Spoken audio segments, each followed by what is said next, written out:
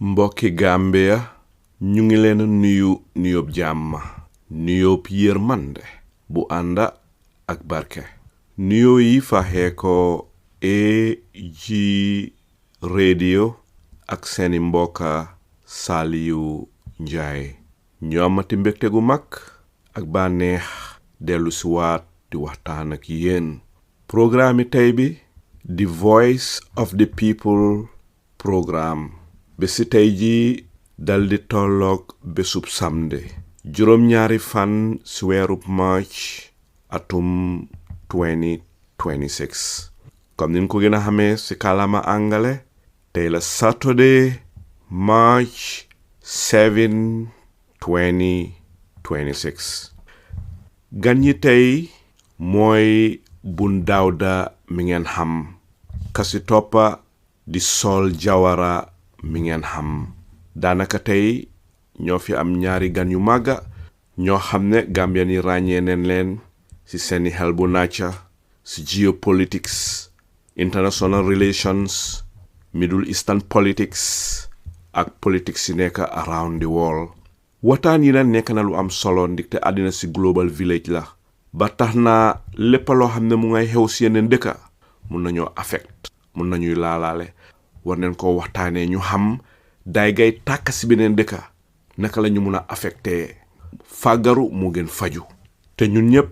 réerewun mbir li nga xam ne mooy li xew ci àddina si te loolu mooy li waral ñu def programme tey bi samedi bi ñu jox gannaaw tolloog on the 28 of February mooy samedi bi passé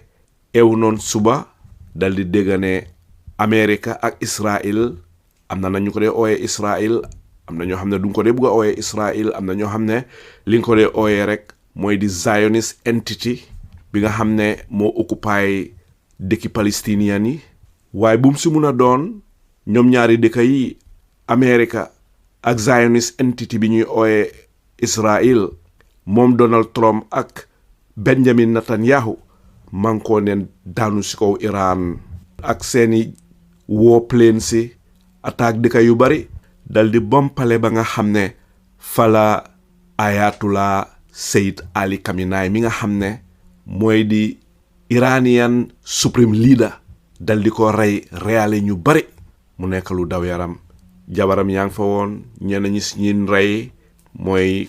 ñi nga xam ne ay commanders leen ay borom nomba tànka leen si soldaar gi Iran foofa ñu dal di rey benn doomam bu jigéen ak jëkkëram ak seeni doom rey ñenn ñi si family members am gaañ jabaram ba jabaram fan yi si la génn àddina lii nekk na loo xam ne lu daw yaram la bon doo ñu ngi use this opportunity pour jaale Iran di leen jaale Ayatollah Seyed Ali Khamenei ñu ngi koy jaale di ko jaale suñ mbokki Iranian yi di ko jaale suñ mbokki Shia yi di ko jaale jullit ñi ne si àddina si yépp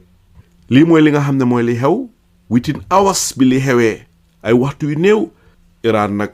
door retaliate yónnee ay bom yu bari Israël bom Saudi Arabia bom neen Qatar Bahrain Kuwait ak yeneen dëkka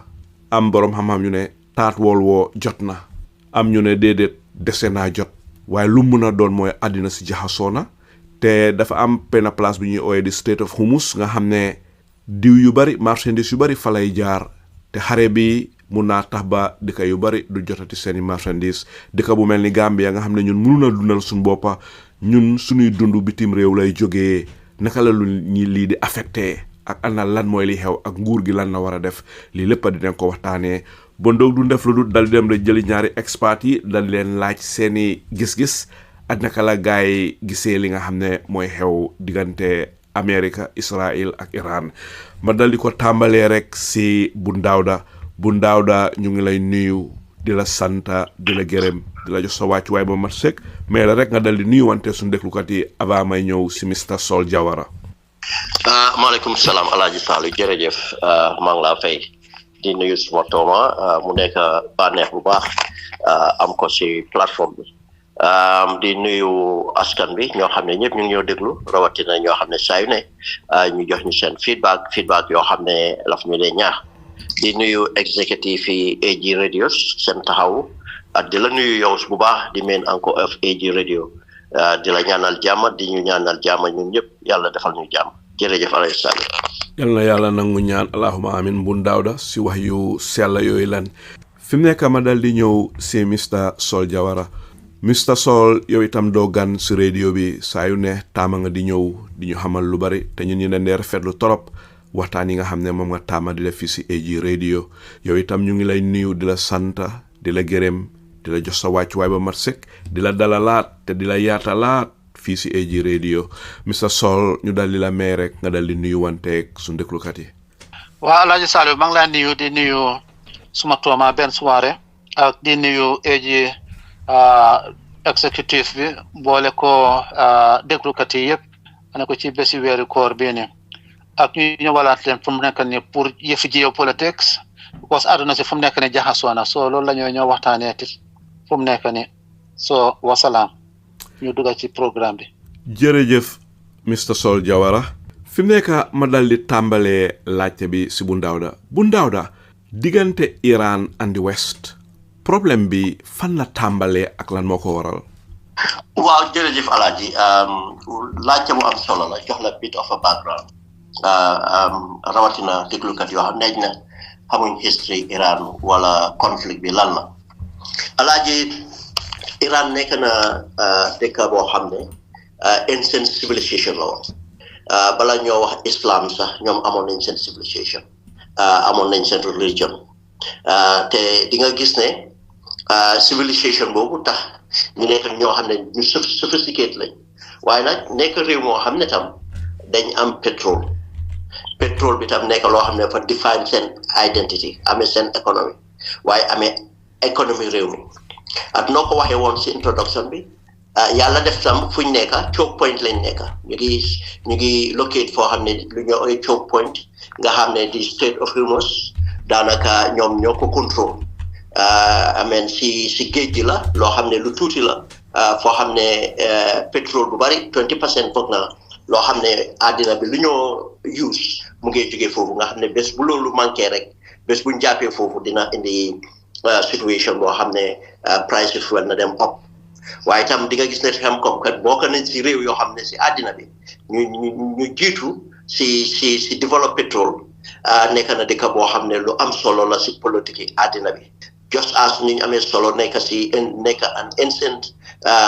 civilisation léegi nag seen biir dundin buñ nekkee république di nga gis ne dañ amoon démocratie ñu amoon président bu ñëwee Mossadegh bu ñëwee taxaw ne dafa jël pétroleum bi mu nationalise ko loolu nag taxoon nag di anglais yi ak américains yi ñu bokkoo buñ bokkoo pour génne fa Mossadegh buñ fa génne Mossadegh xam naa ne nekk la lu yéemu si nit ñu bari dañoo foog ne West bi ñoo di promote démocratie waaye déedéet dañ fa génne démocratie indi fa monarchie bu fa neewoon ñoom jamono yi ñoo jël réew mi des ne si lañ indi saa bi nekkoon buur bu soxor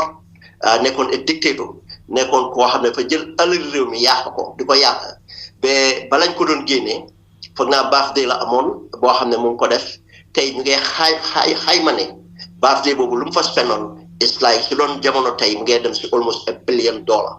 ama indi bagage yi France def boppam comme tubaab loolu la newoon Iranian si développing ñu ngi sonn léegi looloo indi di Islamic Revolution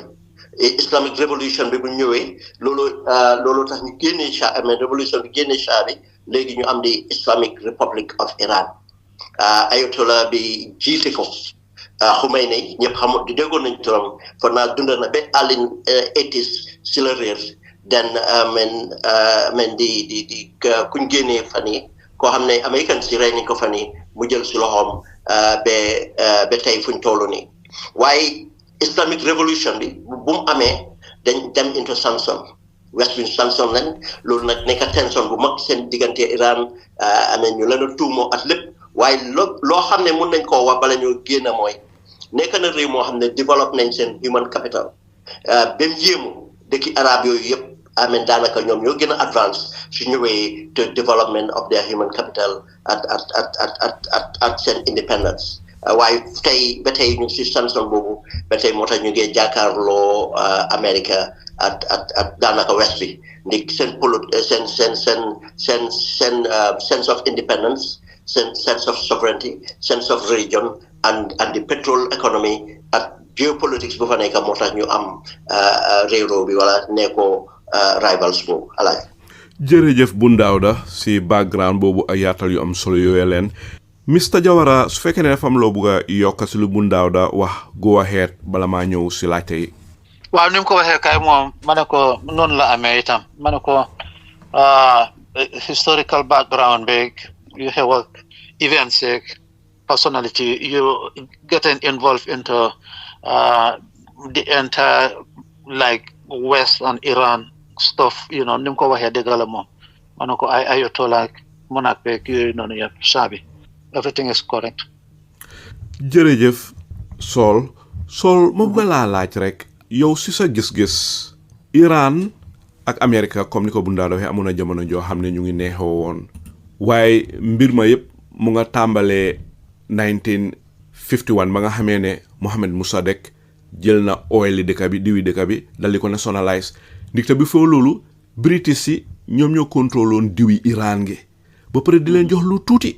te Saul loolu xel mënu koo nangu di leen jox lu tuuti te Iran ñoom moom diw gi so ñoom ñu dal di fa génnee ki nga xam ne kii mooy Mossadegh mi nga xam ne moom he was acting on the interest of Iran CIA bi ak British intelligence dal di dimbale Mohammad Reza Pahlavi dal di ko fa install dal di ko fa teg moom mu jël over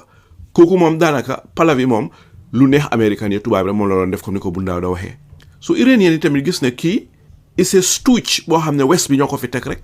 kii does not represent the best interest of Iran so loolu mooy li waral Iranian revolution ba Imam Ruhollah Khomeini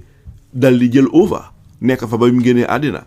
waaw su fekkee ne British intelligence ak CIA bi dañoo dem di involve si internal problème yi dëkk ba di fa stage ay coup d'état ku leen neex leen faa teg ku leen naxari duñ la fa teg si dëkki jàmbur mun nañoo wax ne Iran ñoom ñoo door problème bi na West bi ñoom ñoo door problème bi si sa gis-gis Saul. No, West bi ñoo door problem bi obviously. Why this is not a new thing. This has been going on throughout history. Man ko di génne di defy democracy, di génne democratically elected people or presidents or leaders, di fa install ñoom ku leen neex ak yooyu. Man ko throughout history moom gis after the Second World War gis nañ ne America looloo nekkoon seen doctrine. American, NATO, ak the West in general. Loolu nekkoon seen doctrine. And until today that is going on. yaa ngi ko gis just couple of weeks ago in Venezuela. Léegi ñu ngi bëgg a dem Cuba. Léegi ñu ngi Iran and all that stuff. Nga déglu sax like Donald Trump wax yi mooy wax. They are so scary bi nga xam ne because previously dañ ko daan nëbba. Su ko defee ñu am seen reports yi nii CIA reports yi leeg yooyu noonu yëpp ba after su ko defee ñu déclassify leen ñu mën a xam maybe 15, 20, 30 years after ak yooyu noonu ñu mën a xam exactly what happened and all those stuff waaye léegi président bi ci boppam dafa wax ne lii mooy xew mu ne moom mooy tànn leader bi moom duñ accept koo xam ne kii bugg ko outright it is scary Alhaji Saliu just imagine léegi moom nobaatuñ ko sax moom luñ daan noba léegi nobaatuñ ko ci biti lañ ko isi weer ko di ko wax nii man moo tax sax dëkk yoo xam ne yi some individuals sax di support this kind of leaders man mënuma ko understand Trump mu ngi am supporters benn tey despite I mean lu mooy wax ak li mooy def and how things happened this past week and even 2 weeks ago yooyu yëpp ñu teg si seen boot waaye benn tey you have governments like from Germany chancellor bi ak yooyu noonu di ko support you just don't understand what is going on so dafa doy kéemaan Alhaji Saliu waaw doy na waa torop su kanamee sax dina ñëw foofu gën koo yaatal waaye soo tegee foofu sa baaraam rek ma dal di ñëwaat si bu Dawda lan nga bëgg a yokk si li Mr Saul Jawara wax ba pare naka nga gisee the 1979 take over of the US embassy in Iran 52 American nationals nga xam ne ñoom leen jàppoon as hostage for 444 days lan moo si sa gis-gis bu Dawda was that justified was it necessary pour Iran def lu mel noonu te fa mel ne ñu ngi doon créer seen bopp problème déedéet Alaaji problème bi dañ ko ekkati seen kaw ba pare loolu was part of the resistance movement students yi ñoo jógoon def that action, obviously with the endorsement or encouragement from the government. Alaaji bul fàtte ne nuñ ko waxee la and lii lu jara bàyyi xel la. Iran is an ancient civilization. Then proud. Understand? And pour toog ñoo xam ne ñoom ñoo leen raw civilisation bu Iran patience yi di am civilisation si I mean anglais yi fii anglo-saxon si nu ñoo sangoo sax xamuñ ko set sax xamuñ ko doo toog ñooñu toog ñoo ne dañoo determine dañoo ñëw control sa culture and everything else. léegi soo gisee ñi teg fa saabi loolu la doon def daanaka dafa mu ngi doon change everything loo xam ne mbiri Iran la then resistance bi fa la si loolu la jógee te bul fàtte tam loolu lañ ekkati ba ekkati xeex boo xam ne dem na ay at almost million people dee si diggante Iran ak Iraq loolu yëpp ñoom ñoo si nekkoon dem jàppale Saddam Hussein ba jox ko chemical weapons ba nga xam ne Halabja and other regions in the I mean attaque na leen loolu yëpp si lan loo xam ne bëggoon a wigloo Iran because lii yëpp it's not about democracy it's not about human rights saa bi moo gënoon a bon moo gënoon a nekk dictator but sooy have seen purpose comme nu ko suma tom waxee soo demoon time boobu Africa the repressive regimes yi yëpp CIA ñoo leen fa teg ñoom once ne yaa ngi have seen purpose rek nañ ko def dafa demoon nag mu change tuuti ñuy promote démocratie waaye démocratie boobu tam am na contrôle boo xam ne contrôle nañ ko ne dinañ contrôle am influence su ñàkkee influence rek dinañ make sure nga génn fa gis nañ loolu yëpp am si système si bon lii soo ko xoolee c'est pas impérialiste yi bugg a am contrôle moo tax lépp loo xam ne xew na fa rek alaaji soo xoolee the origin of it Western interference la Western interest bugg a determine world order bi bugg a control world order bi te nag Iranians yi ne duñ ko nangu they are so proud they am seen sovereignty ne duñ ko nangu léegi alaaji ma laal benn boor rek bala ñoo dugg bokk na si background bu déglukat yi war a understand because àddina especially region boobu dafa make of like nañ ne di Middle East fi ñu Middle East bi da nga am ay tribes wala ay xeet yu fa nekka am nekkul mbiri jullit ak christian sax waaye lu si gën a taxaw mooy mbiri sunni ak mbiri chiite te ñun ñëpp xam nañ loolu suñ history islam waaye di nga gis ne lu gën a xejamal diggante chiite ak sunni alaaji du dara gën a western interference dañoo comme suñ toogee ne tribalism in Africa dañoo seet lan ngeen am tuuti indifference ñoom ñu yaatal ko pour ñu mun leen a contrôle divide and rule but soo xoolee tam da nga am si Middle East bi ñoom Iranians yi ay Persians lañ duñ arab ay Persians lañ ba pare nga am Turkish yi nekk foofu si kono bi foofu ñooñu ay Turkish lañ ba pare nga am arab si ba pare nga am Kurdish yi di nga gis ne ñi yëpp gis ne dañ leen di play di soo xoolee lu daaneel islam sax mooy di nga gis ne su Turkish yi jiitee arab yi nañ leen saboté bu su Persians yi jiitee arab yi nañ leen saboté wala Turkish yi nañ leen saboté divide and rule boobu di dem lépp ñaareel lu si nekk mooy imperial west bi ñoo see nekk pour contrôle region bi seen wealth seen influence ak position buñ nekk pour mun a amee àddina lii lañ ko defee woon ba léegi nga am a new dimension moo tax suñ si duggee tuuti nañ ko laal mooy di Emiratis réewi arab yoo xam ne ñu ngi leen jox independence latter part of the geopolitical struggle partitions dañ leen partitions yi yeneen jëlee leen yeneen réew defar leen ñu nekk ay Émirats yi ay dëkk yu ndaw léegi contrôle yi yëpp di nga gis ne moo si nekk moo tax di nga gis ne geopolitics bi soo ko bëggee understand rek foog nga xool into ñan lañ Persians Iranians they are generally 100% Farsi la ñuy laaka duñu laaka arab waaye islam tax na ba ñu bari dangaa foog ne ay arab lañ waaye itam ay Shia lañ te moo tax di nga gis ne Shia yu nekk si région bi yëpp moo tax buñ reyee Ayatollah bi di nga gis ne Iraq yëngatu na Pakistan yëngatu na yeneen réew yi yëngatu na foo xam ne ay Shia ñu fa Shia yëpp daanaka foofu lañ seen jiital fa la nekk at Baghdad ama lii lu am solo la di wane ne nag différence yi moom la ñuy jëm a utilize moo tax ngay dégg léegi-léegi ñu ne la codice yi sax ñu ngi leen bëgg a am pour ñu bokk si xeex bi at nii at nele lii mooy reality of geopolitics bi alaaj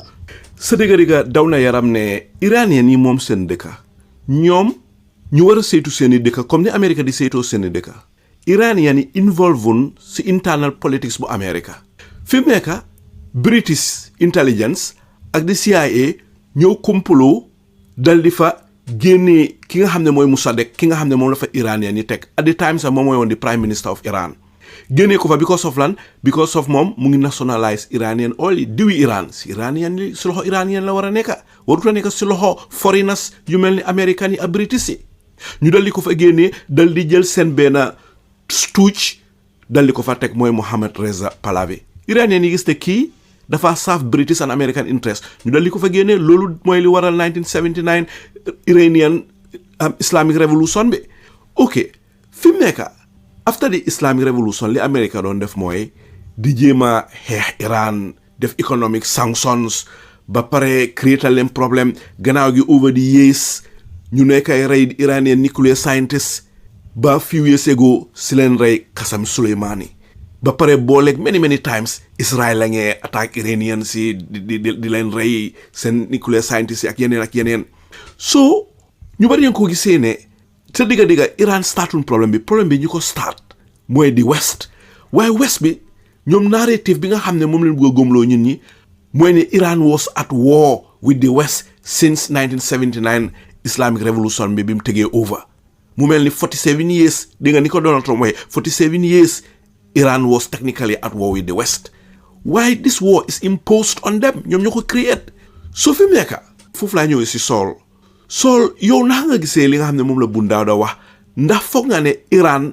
ñoom ñoo impose war Iran ñoom ñoo indi war to the West ndax West bi ñoom ñoo impose war on Iran lan moo si sa gis-gis. déedéet Alhaji Salou nobody in his right mind actually will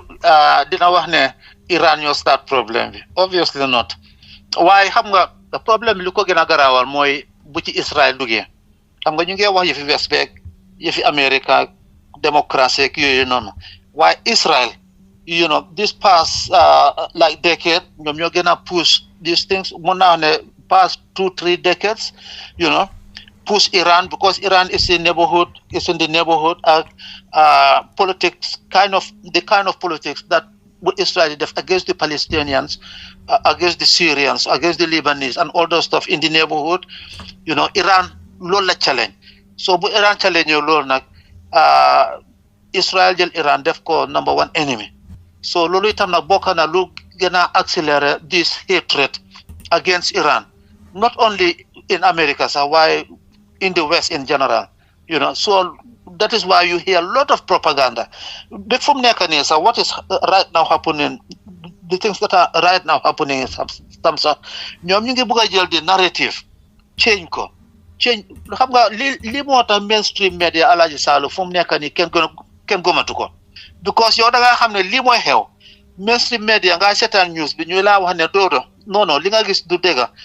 don't believe in your eyes and your ears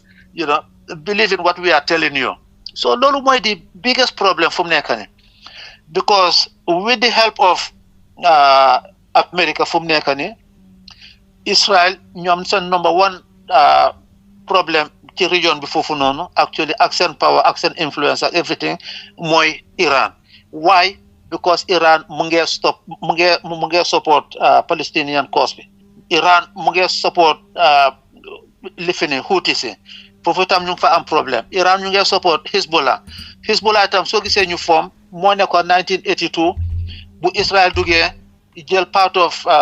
Lebanon southern part of Lebanon the Sabah farms ba tey jii Alhaji Salou ñu toog fa bañ a génn noonu la Hezbollah formé nag Hezbollah ne ñoom fake unless and until Israel withdraw from their territory ñoom they are going to keep fighting and so forth so they get lot of help itam from Iran so ci Ayatollah Ayatollah bi sax moom loolu la wax mu ne it doesn't matter whether Palestinians yi la whether Serigne yi la whether Gurbet yi la whether ANC or whatever mu ne ñoom foo xam ne fii ñu ngi fay oppress doomi aadama ñoom they are out to support them support boobu nag loolu moo gën a métti Israel ak the West and all those stuff because ñoom ñu ngi jàpp ne Palestinians yi war ñoo am seen dëkk boppa you know gis nga Netanyahu even many people in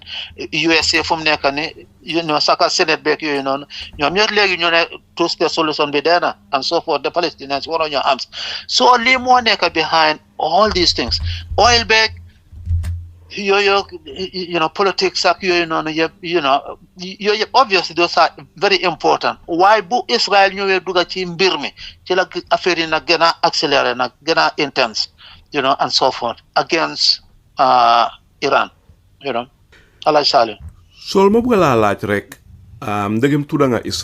Israel moom bu yàggut la join scene bi ndaxte amoon na jamono joo xam ne dëkk bi ñu ooyee Israel amut li amoon mooy Palestine waaye léegi boo demee nga xool the map of the world den génnee tubaab yi west bi ñoo génnee turi Palestine dal di ko erase dal di ko sànni fan bindoon turi Palestine ñu dal di ko replace dal di fa binda turi Israel ndeysaan lu nekk loo xam ne lu métti si xoli palestinien yi la ba nga xam ne man mus naa waxtaane benn palestinien mu ne moom su toogee xalaat ne dëkkaam nekkul si map bi mu ne loolu daf ko dee naxari waaw am na ñuy wax ne Israel waruñ ko ooyee Israel li nga ko war a ooyee mooy a Zionist entity bu yaagul sax Kim Jong-un North Korea mu ngi génn di wax ne Israel is nothing maa ngi quote the president of North Korea de mu ne Israel is nothing but a terrorist project bu America bill pour ñu oppress arab si ma bëgg laa laaj rek ba néem nga foog ne moom ne war a ooyee li ñuy ooyee Israel li ñi taama di ooyee Israel am na ñu ko gisee ne Zionist entity la am na sax ñu ko gisee a genocidal state of Israel tur yu bari neen waaye yow si sa gis-gis ban tur nga foog ne mooy di proper name bu nu war a ooyee Israel well Alhaji Salou because Israel fu mu nekk ni dëkk la it is dëkk boppam la an independent state created in 1948 ak yooyu noonu waaye Israel ci boppam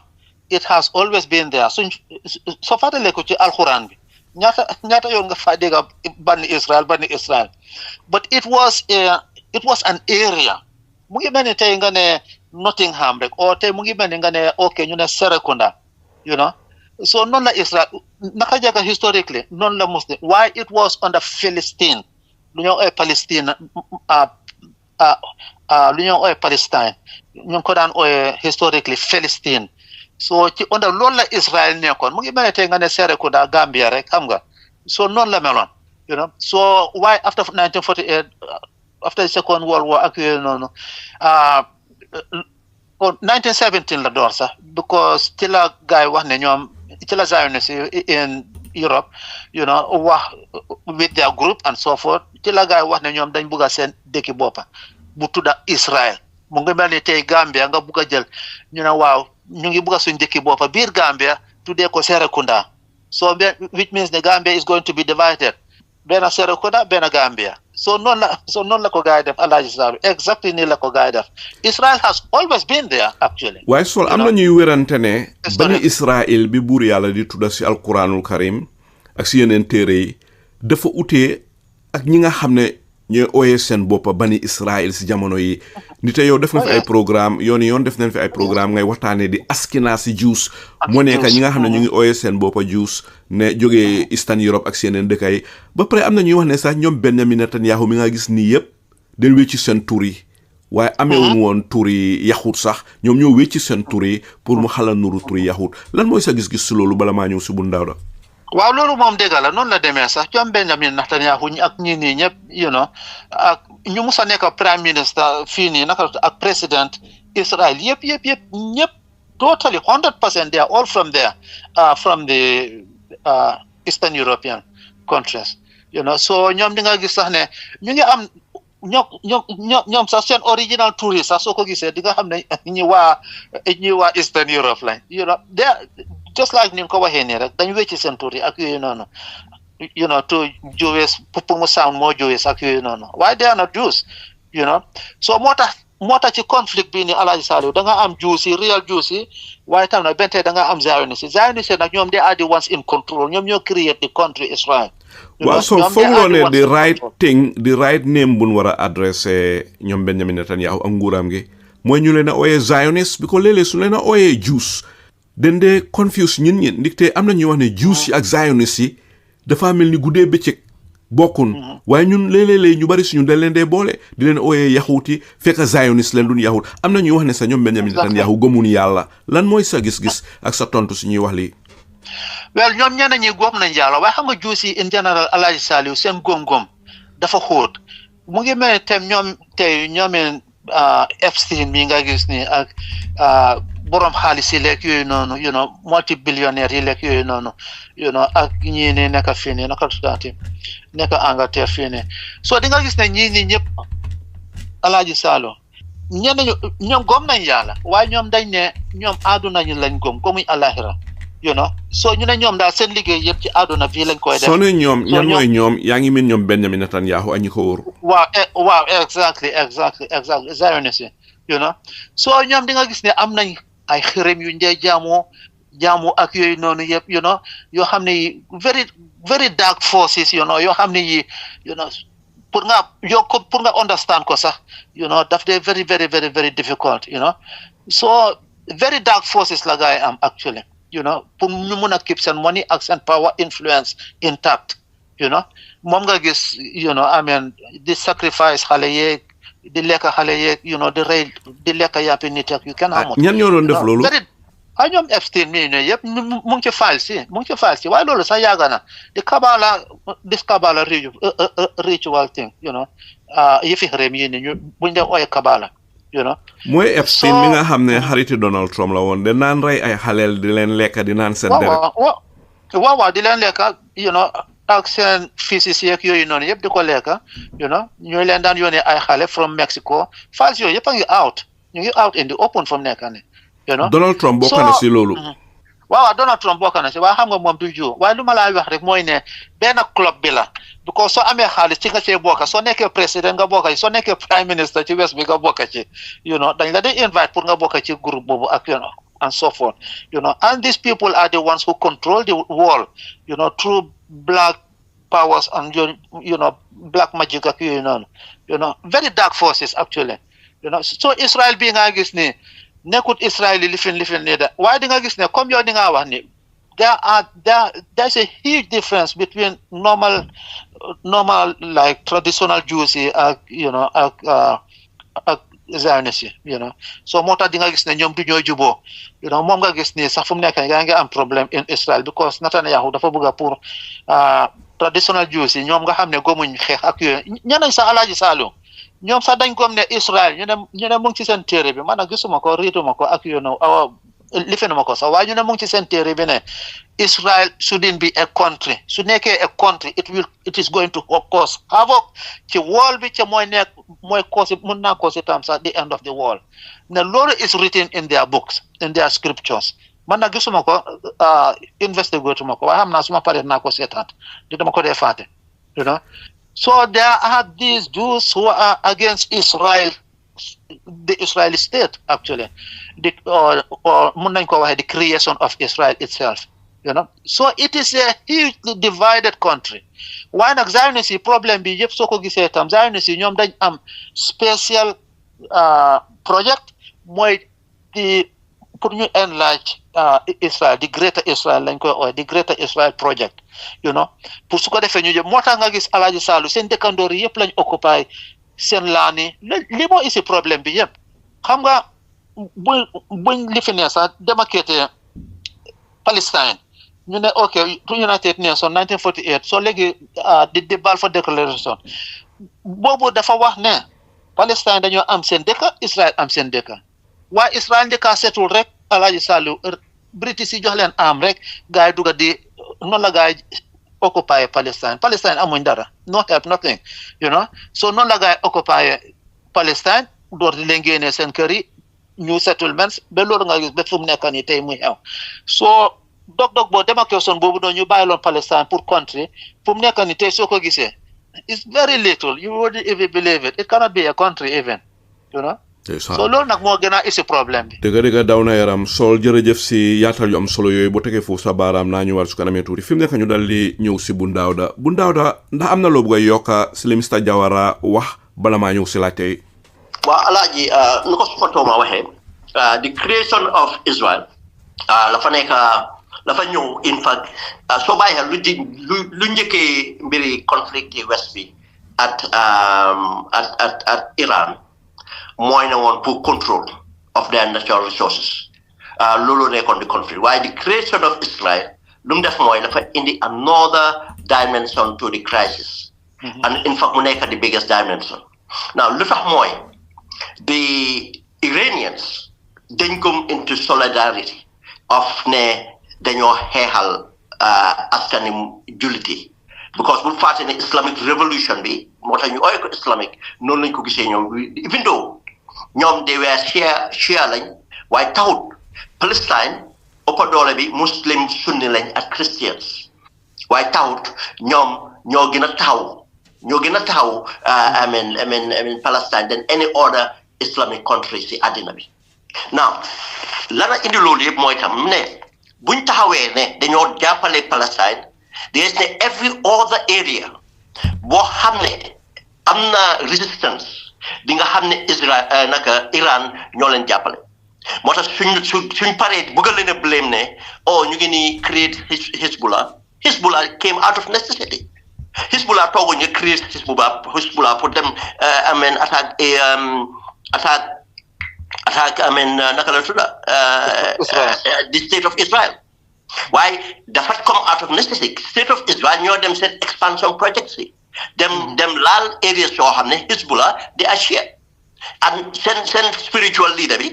mooy di Ayatollah then dañ foog ñu ñëw jàppale leen the same thing tam soo xoolee in Syria I mean the Assad family or the background of the Assad family they are part of the Shia Alawites they are part of the Shia this ne conflict yi yëpp after lu ci gën a bu boole Iran mooy ne they were in solidarity in support because they had the means to support Muslim nations yi yoo xam ne ñu ngi leen a target because of Arabs yi they were in fact compromise nañ seen boppa Arab monarchy yëpp ñu ngi woon in solidarity with the naka la tudda with the Western countries pour protect seen rule waaye gis ne saa yu nekk seen nit ñi the Arab population are always in solidarity with Palestine waaye gis ne seen nguur yi they are always solidarity with the West lii moo indi the issue noo ko waxee about the state of Israel nu ko suma tooma waxee officially suñ ko wax in discussion nañ ko refer to the state of Israel but definitely it's a Zionist project the Zionist project bi ñii dañ am master plan and master plan bi mooy the Greater Israel project te Greater Israel project bi dina laal Saudi Arabia dina laal part of Iran dina laal part of dëkk yëpp moo tax ma ne la seen loxo tam moo tax soo bàyyi xel xeex yu nekk si dëkk arab yi yëpp nga digga Kurds yi wala ñi yëpp am nañ ci loxo naka ICE naka la groupe bi tuddoon terrorist groupe bi SAS naka ISIS yëpp ñoo leen doon banqueroloo xam nga ne Hamas ci boppam xam nga ne Hamas Israël ñoo leen créé yeah Benjamin Netanyahu waaw xam nga ne moo leen créé pour loolu yëpp because of the in the division of ideology between the Fatah movement ak nit ñu gën a radical ñoo xam ne yëpp to make sure ne duñ mën a déggu lii lu important la ñu bàyyi ko xel alaaji saa yu nekk dañoo seet ni ñoo xaajale contrôle alaaji di Israeli issue nekk living ba nga xam ne tey soo waxee the other area tey soo déggee ñuy ekkati ñu about the nuclear project waaye Israel si boppam ñoo ñu ka am secret nuclear project ba léegi nekk a nuclear nation now Israel naka Iran and dem ci doxin boobu te Iran xam nañ ne bés buñ ko amee mooy nekk di ultimate deterrent pour mën a secure seen bopp waaye secure seen interest within the geopolitics gars yi bañal leen ko after Iran si lañ taxaw ne bon ñoom dañ koo def for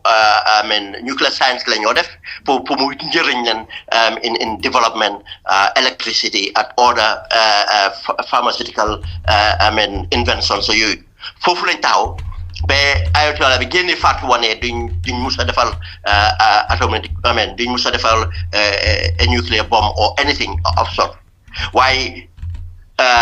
Israel lu ñoo wax mooy ne ñii suñ ko amee dañoo daanu suñ kaw te loolu dëgg alaaji amul benn nuclear nation buy dem daanu beneen nuclear nation soo ko amee deterrent la loo leen bañante xam nga ne soo ko ikkatee yéen ñaar yi bon dool àddina bi jeex wala area boo leen nekkee mu jeex du am di nga gis ne politique bi yëpp tam dafaa ñëwaat si politique rek mooy ne soo gisee bon west bi nekk against Iran mooy ne mënuñoo contrôle Iran moo tax léegi ñu bugg a dugal pour contrôle Iran nekkul léegi mbiri alali seen natural resources rek waaye geopolitically strength bu ñu am because léegi Iran rek mooy nekk di obstacle next Turkey la Iran ak Turkey waaye Iran xam nañ ne suñu amee luñ bëgg a Iran rek nañ ko am Turkey ñooy nekk di obstacle for the greater greater naka Israeli project bi because of Syria gis nga ñu ngi xaaj Syria duga nañ hit Syria ñu ngi jël lu la neex Syria léegi tey ñoo ko contrôle and noonu la ñoo duggee yeneen réew yi te Saudi Arabia bés bu ñu fa bëggee duga luñ si bëgg a jël nañ ko jël because of ñoom ñëpp government yooyu yëpp amuñ sovereignty amuñ sovereign integrity bi needed pour defend seen boppa toyit waaye Iran am na ko moo tax di nga gis ne coow li dem na ñëw na yëpp lii moo ko gën a ekkati te soo xoolee lu ko gën a amee tey lana tax mu utee lu tax ñuy wax Israel mu tax mu utee mooy ne the beginning it was about the imperialist neo-colonist approach pour mun a contrôle réew mi pour seen natural resources and benefits yi waaye the greater Israel project the Zionist movement project ñëw bokkati moo tax in lifin bi soo ko xool di foog nga xoolee ko two specs yooyu one is about imperialist America and the West but two is about the Jewish naka the Zionist project lii moo tax tey ñu gën a lifin Israel gën see taxaw dina it's about their survival it's not about their survival it's about their expansion and am control moo tax dañ bugga because soo déggee wax bi suñu ko suma tooma waxee suñ paree ne human rights suñ paree ne démocratie waaye yow yaa ngeen ne yow yaay tànn kuy nekk si réew imaginal civilisation bu mel ni Iran ngaa leen a wax ne dama leen tànnal leader xam nga ne yow bon civil war nga bëgg a indi rek waaye duñ ko musa naw nga yow léegi nga ne doomi palave doomi saabi koo xam ne gis nañ lu mu def foofu yëpp léegi ñooñu ngay jël ne doomam kooku ngay jël ñoo tegaat ko suñ kaw one in fact bokkuñ diina sax di kooku gëmatu dara ak dëkk bi nu mel amul dara loo xam ne represent na ko nga ne da ngaa ñëw génnee président ñëw teg fa suñ leaders ak nuñ ko munti constitué nga tegal ñu keneen bon yow xari nga ñu indil waaye indil leen waaye itam ñu ngi bëgg a gën a divide pour yëpp Israël mun a am lu ñu am ba pare ñoom itam ñu mun a am lu ñu am tey soo xoolee di in fact pour Trump nekk président the Zionist movement ñoo nekk behind it amal soo xoolee dégg donation soo xam ne jox nañ ko protection soo xam ne ñu koo jox ak media control bi yëpp tey media bi yëpp xoolal control bi tey Zionist yi ñoo ko control in order te Zionist ak far right bi léegi in fact te xam nga ne soo xoolee second world war bi di nga ne far right si ñoo doon raise Zion Jew yi waaye tey gis nga Zionist yi moo tax suñ ne la ne sa duñ Jew bu mu la surprise but the part of Judaism dafa am lu appeal to them mooy di kala nuñ ko waxee di kalaba ritual things loolu yëpp seen satanic ritual si at yooyu loolu moo leen defin moo leen amee lii lañ bokk waaye noonu ne Jew yu bari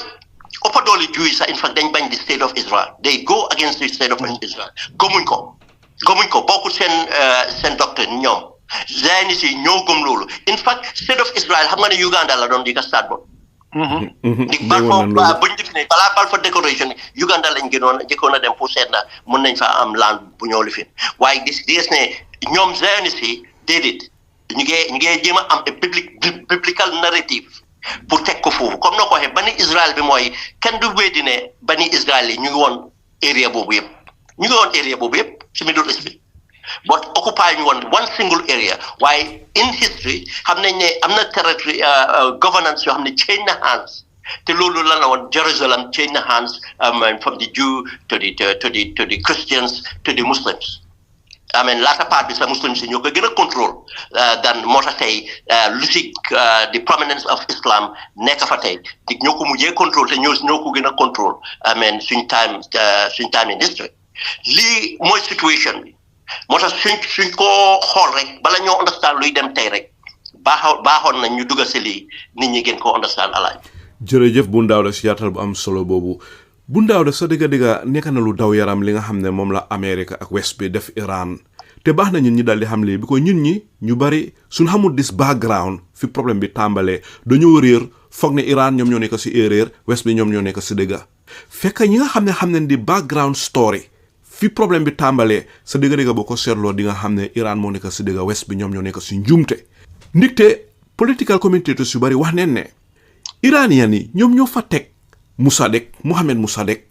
CIA bi ak British intelligence ñëw stage a coup d'état ñu génnee ko fa CIA bi ak British intelligence ñu teg fa seeni waay mooy Mohammed Reza Pahlavi Iranian yi gis ne kooku buggun ko ñu daldi ko fa génnee daldi indi Ayatollah Khamenei ki nga xam ne moom la gaay bugga Américain yi ñu ne ñoom li Iranian yi decide ñoom buggun loolu Iran dañ war a accept ñoom kun decide dégg nga fan yi Donald Trump mu ngay wax ne su fekkee ne Iran dañoo war a tànna ñu supreme leader moom dafa war a involve si ñuy tànna maanaam moom moo leen wala tànnal kii nekk supreme leader Donald Trump is he a religious leader or a president arrogance rombut foofa waaye bu ndaw dama bugg a xam rek si sa gis-gis after the 1979 Islamic Revolution bi nga xam ne moo indi Ayatollah Ruhollah Khomeini into power political commentators ñu ne ni West bi reacté mooy severe economic sanctions against Iran maa ngi la wax back in 1979 de si la gaay tàmbali economic sanctions against Iran ba pare not only that waaye ñu stage lu ñoo ooyee global boycott of Iranian oil ba pare Britain di put pressure si America pour ñu put pressure on Iran so lii mu ngi tombeek time yi Cold War bi ok nga xam ne diggante America ak Russia neexawutoon ñu ngi doon xeexante si ron so fi mu nekk American leaders si ñoom their greatest worry mooy ñaari yëf mooy ne su fekkee ne Iranian economy bi collapse na bon di nga gis ne am Iran dañoo dem side with Russia benn si yooyu mooy li gënoon a tiital West bi ne su fekkee ne Iranian economy bi collapse na rek because of the oil boycotts loolu dina force Iran pour Iran side with the Soviet Union te lii mu ngi tombé woon time yi Cold War bi but not only that waaye ñu ngi ragal ne bëggun woon Iran adopt communism as their ideology ñaari yëf yi whether dëggal woon or not waaye America was very very worried the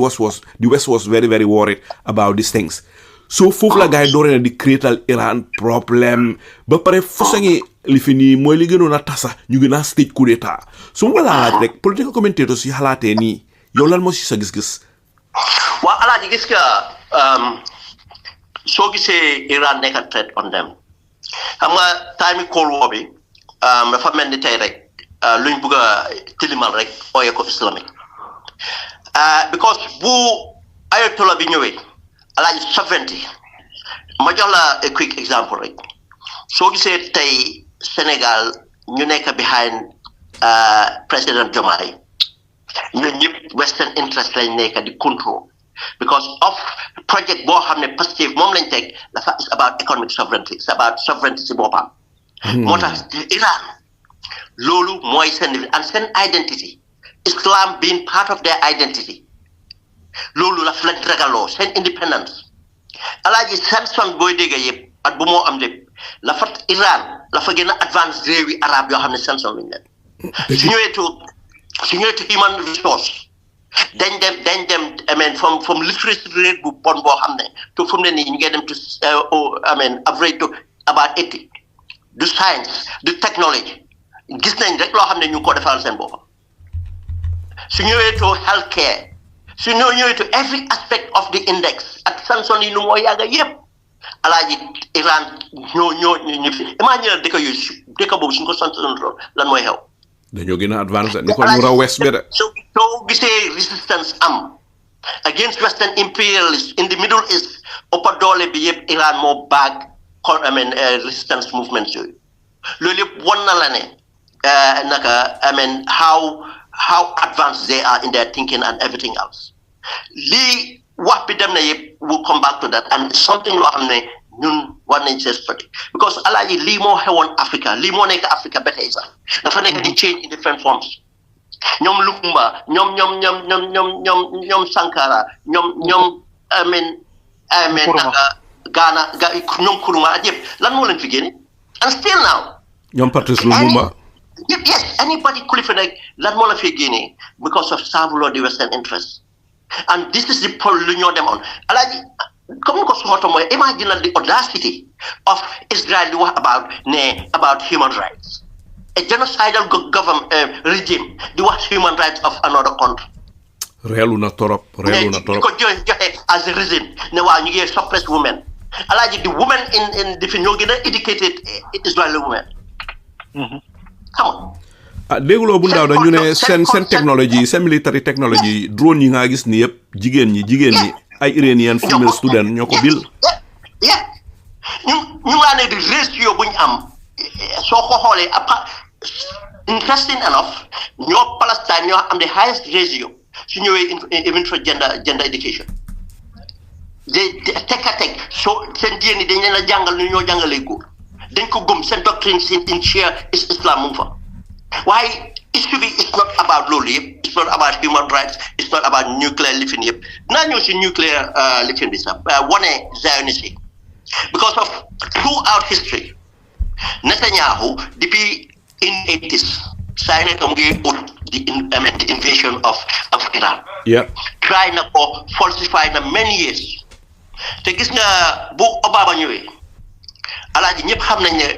Obama bu mu ñëwee amoon na a different approach lu ñoom doctrine bu moo ooyee the third way looloo indi bañ sign the nuclear programme elfin bi di jéem a door di normalize di lift some of the sanctions di mu def monitoring xam nga xalaat bi si Obama amoon. yaa ngi mean the joint comprehensive plan of action bi ngay signed 2015. Yes. Yakale. xam na ne Obama gëmoon na ne administrateur Obama bi gëmoon na ne lii mooy guarantee peace. Ba pare aman it's very approach strategy bi yëpp mooy ne woon ne future of Iran du nekk a threat comme que threat la ñoo du nekk a threat future of Iran dina gën a change because the youth see the more you open society the more society evolve xam nga gën a progressive. This was the strategy xam ne they would never need to develop the nuclear weapon. Obama xam na ne soo gisee ñu bëgg a develop nuclear science obviously it's for their guarantee loolu rek la leen mën a guarantee of their security then jox leen that guarantee of their security but Israelis si bëgguñ ko gis nga di minute buñ dugalee Trump rek Trump lu mu def dem tear up that accord mais ba pare amul benn negotiations boo xam ne am na boo xam ne it was done honest. Trump amul capability to do a honest negotiation naka nga jëlee sa doom naka sa jëkkëri doom nga jël sa xarit koo xam ne amul benn international amul politics amul dara tapalekat la businessman la nga ne chief negotiator yow lan ngay négocier ñooy dem di dugal deals la ñoo ut lii yëpp pour moom loolu la pour change regime pour moom Trump is not sophisticated. Pour moom yëfi bandi la comme que am naa America as a power damaa dem seize power ba pare mun a benefit from power just as lu mu def di lu mu def dëkki Chavez bi Venezuela loolu la foog ne mun na ko defee la because of génnee na even the most competent commanders génnee na leen teg fa ay yes men the most competent commanders yi duñ doon nangu dis attaque because xam nañ ne problème la leen a indil moo tax problème la leen indil tey alaaj. dëgg daw na yaram ne dëkk bi ñuy ooyee America dañuy toog America ñoom ñooy war a decide ñi nga xam ne ñooy nekk président si yeneen dëkk yi mel ni America ñoom dañ gëm ne ñoom ñoo colonize àddina si everybody is under them ñoom they are above everybody comme ni nga ko waxee ñaata African leaders seen death certificate bi ñu ngi ko signé in Washington ndax li nekk na lu ñit war a nangu ndax li xol antal na lii ndax xel war naa mun a nangu lii ba fi mu nekk Amérique ñoom ñooy war a decide ñi nga xam ne ñooy nekk si président yi nekk si dëkk yi te ñoom dañ faa teg koo xam ne kii du serve the interest of niti waa dëkkaam waaye dafa serve the interest of America ndax xel mun naa nangu lii so ndigam lii la Iran di bañ then definitely lii is justified Iran dal di bañ foreign interference seen dëkka Iran war nañoo bañ and any other country war ngaa mun a bañ loolu beneen dëkk di war a dictate kan moo leen a war a rule loolu boo ko nangu amuloo independence so because of Iran buggu na accept li leen America dictate moo waral boycott yi nii ñu boycott seeni oil yi ba pare isoler leen globally for 47 years Iran a ngee manage comme ni nga ko waxee rek su fekkoon ne boycott doon Iran su fekkoon ne sanction yi nii teguñ ko woon si noddi Iran gi Iran could have been a very advanced very developed country far more than America even ni ko loolu amaat na dina doon ami ndeysaan ba pare teg si dooli America jël ay bases military bases di koy wóor Iran yëpp America dem fa sam fa ay military bases pour choke Iran pour threaten Iran dugal nañ leen si woo diggante seen diggante lifin ba pray almost 500,000 Iranians waaw ñoom ñoo Iraq Saddam Hussein not only that use Saddam Hussein sax pour mu am woo ak Iran pour rek weaken Iran gars yi yàgg nañoo xeex pour weaken Iran waaye man bis gi daw yaram boo demee nga seet di map of Iran di koy wóor Iran yëpp almost America am nañ fa ay military bases for what su fekkoon ne tey Iran ñoom ñoo def loolu les seeni Iran ñoom ñooy America tey America ñoom ñooy Iran su ko defee Iran ñëw build military bases around America nan na doon neex America du leen neex waaw lii lépp America ñu ko def Iran waaye kenn ooyewut America a terrorist state fi mu nekk Iran amul benn choice proxies yi nga xam ne moom la Iran create around the Middle East comme li la mel ni ki Hezbollah ak Hamas te ñooñu sax Iran créétu leen de Iran dafa work rek with them xam nga Iran dafa sympathize rek with the Palestinian di leen jàppale Iran nekk di only country boo xam ne lu dal muslim yi ñoom la ñooy génn a wax Saudi Arabia dañoo ne tekka te Saudi Arabia àddina si yëpp xam ne they side with America Hezbollah they sympathize with Iran ba pare Hamas they sympathize with Iran Houthis they sympathize with Iran ba pare ñuy ooyee proxies yooyu terrorist waaye Israel is not a terrorist state ba pare Israel la ngi am a nuclear weapon àddina si yëpp xam neen ko àddina si yëpp xam neen fi nuclear weapon si nekka dimoo na àddina si yëpp xam neen dimoo na la fa ne waaye Israel mi nga xam ne mu ngi amee nuclear weapon sanction wuñ leen monitor wuñ leen Iran mi nga xam ne amul nuclear weapon ñu sanction leen di leen monitor ndax Saul xel mu naa nangu lii Mr Jawara déedéet ma ne ko unfairness bi xam nga looloo dee métti yu bari comme maanaam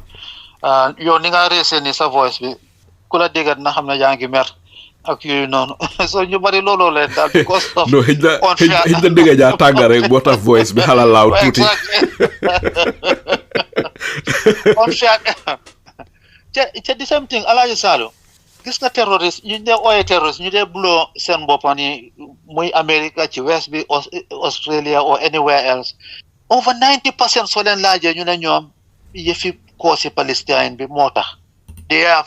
doing this to sympathize with Palestinians su ko defee lan ngaa dégg pour confirm rek li nga wax ni Saul pour confirm li nga wax gis nga ISIS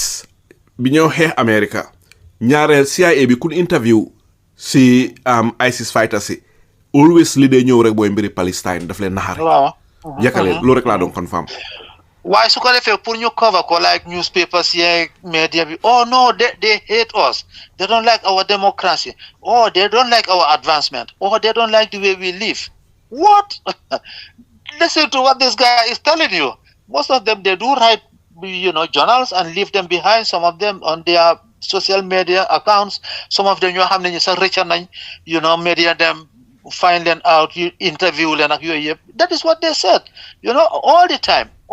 that's what they say the Palestinian cause ak yooyu noonu waaye su ko defee they don't want to hear so loolu tax xam nga su ko defee yow you are intelligent you are clever and you see all these things the hypocrisy buy dem on I mean it creates sentiments actually dafa tax ñi mer dafa isi division boobu nga gis fu mu nekk ni ñi understand ak ñu understandut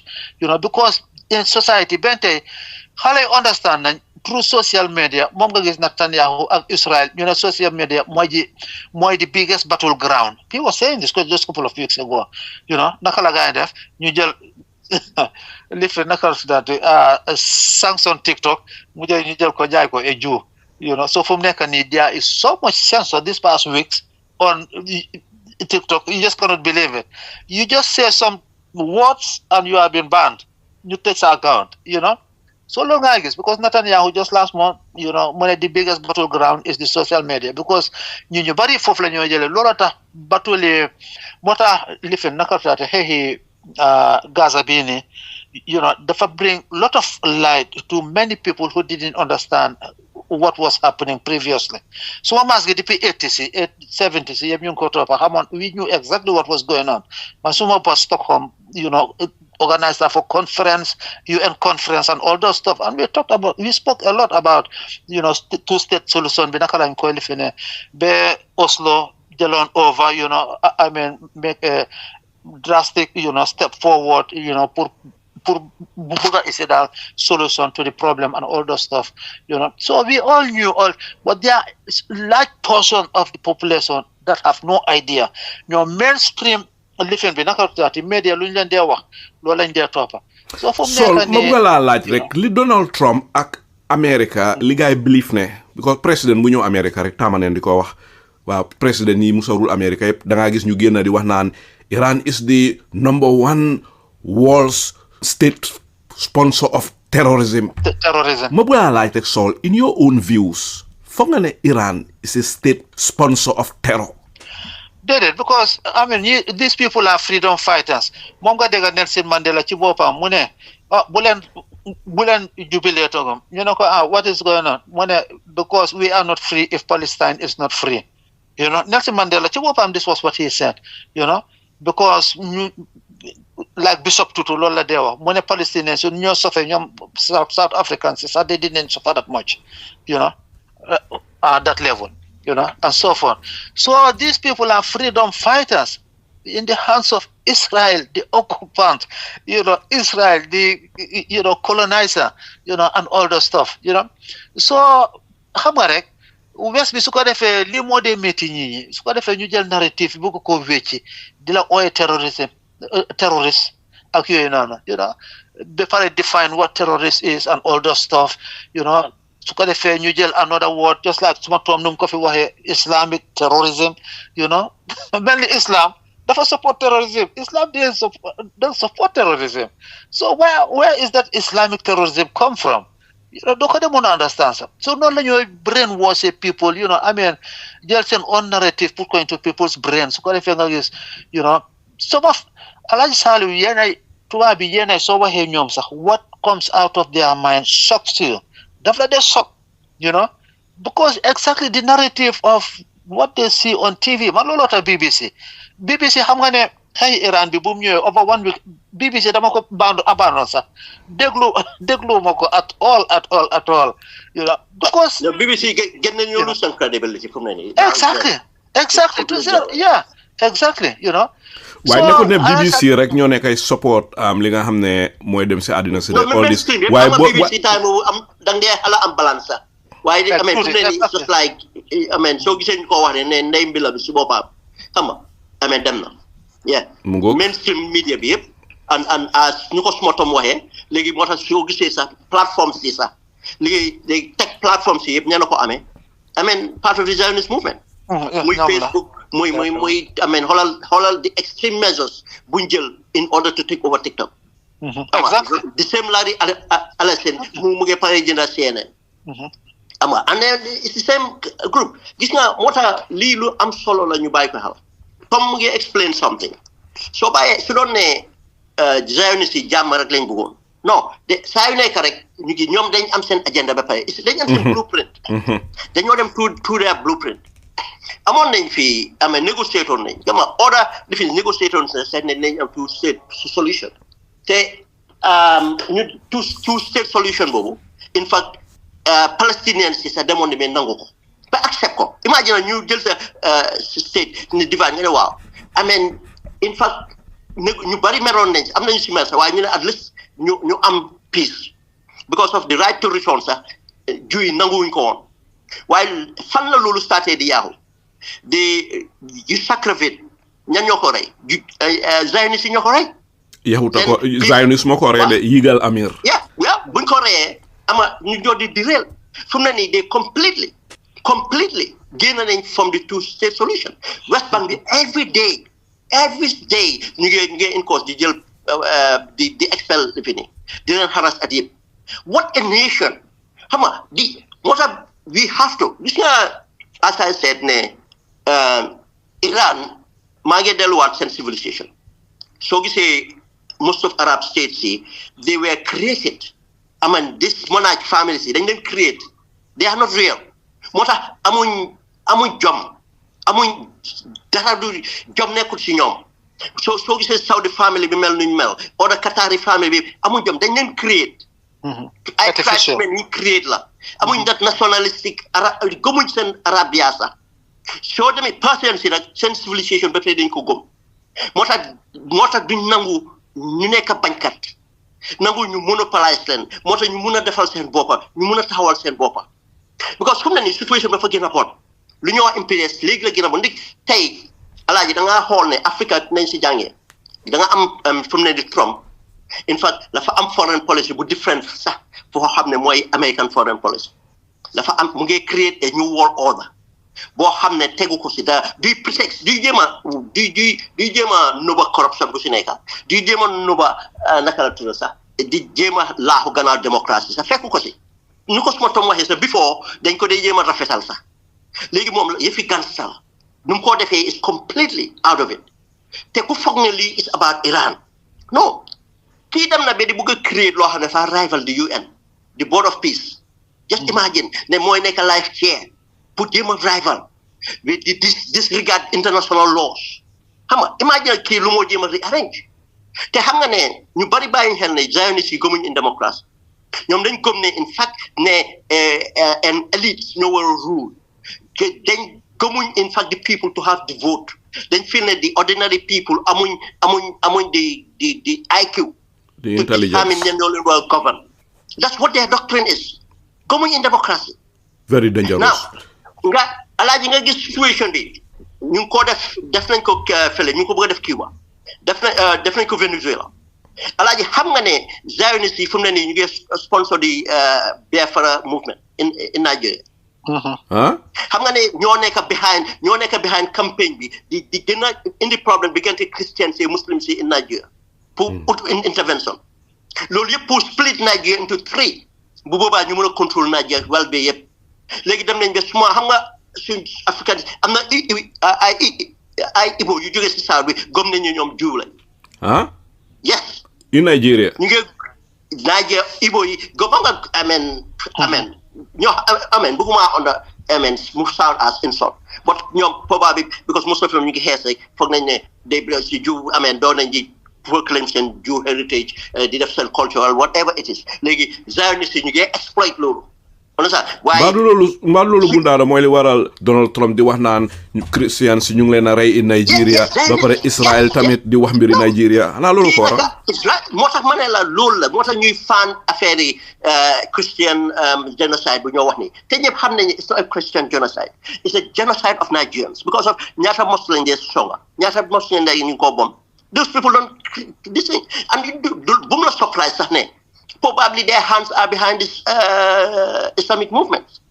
Because luñ dee def nga may ma 1 minute rek ma explain li pour déglu ko ci bàyyi ko xam. Go ahead dama ñu ñëwaat si Saul. Intelligence tey luñ dee def mooy dañoo seet seen differences tey ñoom ñu ngi dugal seen loxo si Southern Nigerians yi dégg la am nañ seen grievance because of seen ñu ngi pollute area bi ñu ngi jël resources gisuñ di benefit of it waaye loolu bad governance la. léegi ñu ngi ba am seen dëkk boobu waaye léegi gis nga identity am na groupe bu fa nekk rek jéem a am identité ñu ngi jéem a use loolu nag pour prox noonu loolu to ñëw kii seen leader bi naka Kano kooku gëm na ne moom israéliste la prox loolu noonu the same way yes the same dafa solo comme ñoom di sol seen half cap yi seen faari mbaam yooyu yëpp xam nga ba man it's growing a big movement. But xam nga poverty bi tam ñeneen ñu ngi foog ne if they associate with that nañ am right to génn dëkk bi and all those kind of things but so xoolee si northern Nigeria tam Boko Haram adi yëpp alaaji they did not happen in a vacuum am na lu ko create léegi ñoom suñu gisee opportunity xam nañ how they come in and gën koo fan and gis nga moo tax léegi narrative bi yëpp nekkatul about Boko Haram narrative bi léegi is about Christianity and Islam ñooy xeex ba pare ñu bëgg a gëmloo ne government bi is controlled by Muslims army bi is controlled by Muslims léegi ñoom ñoo nekk xaas ñu ngi find a way to split the country nii lañ dee def the same way ni ñoo duggee si arab si noonu ni ñu duggee fii and weak governance tax lii di am moo tax su ñoo xool Iran ñu war a understand fan la ñoo dem world domination la ñoo ut fu mu ne nii ñoom mënu si dañoo bëgg a build a new world order ama old world order was western imperialist branded with a democracy lifin xam nga den nga am order lifin waaye léegi non it's an elite Zionist elitist move lifin la and even yaa ngi xool seen health policy boo xam ne ñu ngi koo jaay Africa yeneen African countries ñu ngi koo bañ pour am access to our data ama because lii yëpp lu ñoo use la pour contrôle àddina bi ëllëg ama di saa moo tax suñ nit ñi day war a bàyyi xel di ñu tànn lii la yoo xam ne understanding this complex issues in governance lii mooy mën a sooyaloo Africa su xare amee feneen dañ war a jàng xare bi understand ko it's not only luñ ñoo wax ci media bi comme suma tom nu mu ko waxee media bi lu moo wone rek déedéet let us be very critical nañ dem xool history bi nañ dem understand history réew mi pour taxaw ne waaw amuñ values ban west bi ban values lañ am nit ñi amuñ ko pour nit ñi doo am values ñoom xamuñ ñu ngi reyante seen diggante Africa amoon na governance Asia patience amoon nañ ko yëpp àddina bi yëpp seen civilisation moo jiitu Anglo-Saxon civilisation Vikings yi di ñëw di reyantee ñoom xanaa du dimba Romans yi ñoo amee leen xanaa du dimba ah but dañoo dem ba gëm ne ñoom ñoo am di moral lifin ñooy di guardians of morality fekk fen la they will brand you terrorist they will brand you dictator but not because of dictator living saafuloo seen interest sooy saaf seen interest yi nga nekk the worst dictators in Africa ñan na leen baago tey the worst governments ñan lañ ally with the West. That's it moo tax we have to be very careful lii bu mu nekk about religion dama dee mer gis ay sunni di kontaan because of lii leen jugal suñ biir ne waa Shia yi la dañ leen toroxal fàtte ne yow sunni bi yaa gën a toro te Shia bi sax fu moo taxaw alaaji xam nga ne even Bosnia lu fa Iran def sunni countries yi defuñ ko su dutoon Iran islam jeex Bosnia Iran ñu ngi leen doon dimbale de ñu ngi doon jàppale muslim si Iran rek a doon break sanctions yi di dugal arms for the Muslims living enclaves for protect Muslim enclaves di fa send traders apart from that xanaa jihadis yi doon jóge Afghanistan ak Chechnya bu ndaw la na mën nañoo wax ne wax naa la ne xam naa ay Gambian soo xam ne demoon nañu for that bisoon li nga wax bu ndaw da dinañ ñëwaat si Mr Jawara ni Saul amoon na lu mu tàmbali moom itam ñu may ko mu dali continuer waaye bala maa ñëw si Saul rek bu ndaw da dafa am point boo laal rek ma bugga la see laaj leena man si suma gis-gis dafa mel ni Iran is the only obstacle Iran is standing on the way ñoom ñooy obstruct the American big idea American global domination American imperialism dafa mel ni Iran is standing on their way so dinañ def lu nekk pour get rid of Iran pour mun a exercise global domination lan mooy sa gis-gis loolu. waaw alaaji lu ma ko waxee sax mooy ne it's not only about in fact nañ ne the Zionists xam nga lu xew loolu lu tax lu ma wax loolu alaaji soo bàyyi xel past presidency yëpp xamoon nañ America xam nañ fu ñoo am or past government administrations yëpp be Democrats or conservative waaye xam nga conservative yi ñoo dee gën a dem into war xam nga ne Bush sax soo déggee bu ñëwee first union address am lu mu wax the three axes of evil boole woon si Iran xam nga moo tax time boobu ñu ngi ko dugal si boppam waaye ba tey mu ngi amoon competent governance institutions yoo xam ne dañ ko ne déedéet buñ laal kii but with the Trump corruption bu nekk si Trump and ñàkk education am soo ko xoolee di worst cabinet la tey America di least competent cabinet tey mooy ron America now yes because soo nekkee dictateur lu ngay def now ñooñu ñooy nangu lii am soo bàyyi xel bu ñëwee jël attaque dañ foogoon ne am nañu a game plan because of lan I mean Netanyahu mu ngi koo garanti waaw ok proxy yëpp dañoo dem naka attaque proxy yëpp nañ dem Hezbollah nañ dem Syria nañ def li but barki démba buñ attaqué buñ demee buggee dugga Libanon they were surprised xamuñ woon ne Hezbollah ba tey ñu ngi lifin di alaaji nit kuy xeex fee ni gëm lu moo xeex fee neexut a xeexal now ñoom lu ñoo def léegi buñ demee def lii yëpp léegi dañ jàppane Iran ñooy the main obstacle because of how determined Iran ñoom suñ demee tey bi xaaj Iran wala mun a am a puppet government because civil war laay mujjee alaaji the layers of leadership nekk Iran mënuloo ko it have never happened ana Afghanistan tooguñ 20 years Taliban yi amel ana Iraq buñ duggoon mu ngi nii dañ ko contrôle ana Libya buñ duggoon Libya tuuti bi dañ ko contrôle lii la moo indi but destabilise ñoom suñ destabilise sax nga xam ne dëkk bi function na tout as a nation baax na si ñoom ba tey they will have sort of a resemblance of control because of chaos bu fa nekka then they can continue puppet Arab governments yi ñuy prop ñooñu di leen gëmloo di leen jëndaloo arms yoo xam ne léegi proof nañ ne arms yu ñu leen doon jëndaloo ak training yu ñu leen doon jox amul benn njëriñ because of mënuñoo defend seen boppam because of Iranians yi understand nañ ne ñoom this is the future they're going to deal with and they plan to prepare for that future it's there for their survival it's for the survival of Iran as a nation as people as patients as fear lii yëpp la ñoo protect lii suñ demee yi fi Iran talki moo si des and I can tell you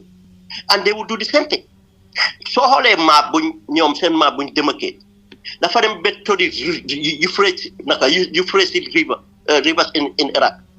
boo yëpp lañ bëgg a demarqué dañoo taxaw ni di ko wax dañ ko part of the am na seen forces yoo xam ne seen emblème bi dañ map bi mu ngi fa géeta Israël nekkaatut te xam nga soo bàyyi xel 5 years ago doo dégga di Greater Israel project waaye léegi leen ko door di dégga de waaw since last year léegi feel nañ ne is achievable dafay gis nga moo tax dañ war a bàyyi suñu xel because part of the Zionists are two kind of entity xam nga the higher echelon of the Zionists nu ko suma toom waxee gëmuñ yàlla sax they are atheists but they are ritualists dañoo def wi fi comme suñ comme ukul bi leen dee def kat yi dañ gëm si naan deret dañ gëm si sacrifice dañ gëm si jaamu leneen ba pare nga am the second part of the Zionists ñooñu dañ am ñooñu dañ dee kind of identify with Judaism ñooñu dañ gëm of the coming of their Messiah nekkut Isha ñoom gëmuñ ci Isha seen Messiah moo tax ñu gëm of build temple bi léegi di nga gis ne bon ñu lead Zionist movement bi nga xam ne gëmuñ religion dañ dee use the main Zionist body pour defal leen luñ bugga waaye pour ñoom world dominance lañ bugga léegi main Zionist fi bi orthodox some of the orthodox di fi nekk si part of the Zionism ñooñu am nañ aspirations ne bëgg nañoo génnee ala Samos def fa temple bi fa la war a nekk pour su commune bi di ñëw gëm nañ ne xaw ma suy ñëw nag façon nag bu ñu war a rey nonsense yooyu yëpp gëm nañ ko understand lii lan nit ñu war a understand it's far deeper buñ toog rek ne waaw Iran because of definition jërëjëf Bun Dawda jërëjëf Bun Dawda si background ak yaatal bu am solo nga fi joxe ndi te baax na suñu déglukat yi tamit mun naa xam li nga xam ne mooy xew bala maa ñëw si solo dafa am loo xam ne lii lu daw yaram la boo seetee diggante Iran and the West wala diggante Iran ak America depuis 1979 47 years ago ba léegi Iran si survival mode la nekka Iran survival am lay protect ndikte America liñ bugga Iran dal di nangu loolu benn dëkk du ko nangu dëkk bu ko nangu du amati independence amatuloo souveraineté so Iran pour ñu maintain seen souveraineté ala foog ñu bañ la America bugga ndikte America liñ bugga mooy ñu indi fa benn stooge koo xam ne kii dafa saaf American interest instead mu dali saaf Iranian interest lii mooy li waral problème bi nekk diggante America ak Iran dal di fa nekk ndikte it's all about Iranian natural resources diw gi ak pour subjugate Iran pour dominate Iran pour Iran dal di mel ni yeneen dëkki naari nga xam ne ñoom instead ñu serve the interest of their people they will serve the interest of America kontaan naa ne wax fi gànnaay yu bari yi nga xam ne moom la America di jëndaloo Arab countries yi gànnaay yooyu yëpp tey ndax mun nañoo defend seen boppa from Iran mënuñ ko imagine suñ sanctionutoon Iran seen development seen advancement fan laa egga tey li yëpp nekk na loo xam ne lu doy waar la fi mu nekk ñu dal di ñëw rek si Saul amoon na loo tàmbali woon ñu dal di la may nga jekkali soo jeexalee loolu ñu dal di ñëw si nuclear negotiation si nga xam ne mu ñoo fàttalil rek before the Iraq war nga xam ne négociation ñu doon négociation yi jinne di képp négociation yi muy dem rek waaye si ñoom ñu ngi am seen plan yi boppa xam ne négociation yi was just a cover up ñoom liñ plan neen ko mooy dañoo attaque Iraq so the same history is repeating itself in Iran di képp Iran rek ñu négocier comme rek boo seetloo bi nga xamee ne Mohamed Mossadegh mu ngi fa ki fa iranien yi teg Amérique ñëw stage a coup d'état génne fa teg fa Mohammad Reza Pahlavi so fi mu nekk nii the same thing history mu ngi bëgg a repeat boppam in Iran again fi mu nekk génnee neen fa rey neen Ayatollah Seyed Ali Khamenei ba pare bugg a faa teg koo xam ne kii mooy saaf seen interest mu mel ni history is about to repeat itself in Iran waaye the Iranians they are very very smart foog naa ñoom gis neen lii moo tax ñu dal di xam ne fi mu nekk fi mu egsi comme ni ko olof di waxee ñu ne waaxoo nga am bunti waaf fi mu nekk they have reached to the wall push nañ leen ba egga si maraaj mi fi mu nekk they have no other choice but just to fight for their survival li mooy li waral Iran di attaque Gulf states yi nga xam ne ñoo leen jëriñ li moo tax Iran they are forced to fight Iran bëggu na fight ñoom they want the problem to be solved through diplomacy waaye America believe in diplomacy nit a seeta rek di last meeting bi gaay am ba nga xam ne the Oman mediator moom he was so hopeful ne definitely believe na ne daal they are very close to reach a deal last year the same thing bi demee ba nga xam ne they are very close to reach a deal America use Israel ñu daal di dem attaque Iran ba pare America ñëw create mu ne midnight xama seen bii two bombas si ñu daal di bomb Iranian nuclear sites in the middle of the nuclear negotiations fi mu nekk tam the same thing last week def négociation yoo xam ne àddina si yëpp ñu ngi dooroon di fii ne alhamdulilah fi mu nekk léegi tey gars yi reach a deal rek ñu ewu suba rek ñu dal di rey Ayatollah Seyed Ali Khamenei ba pare bom place su bari Iran bu dafa mel ne America bëggul peace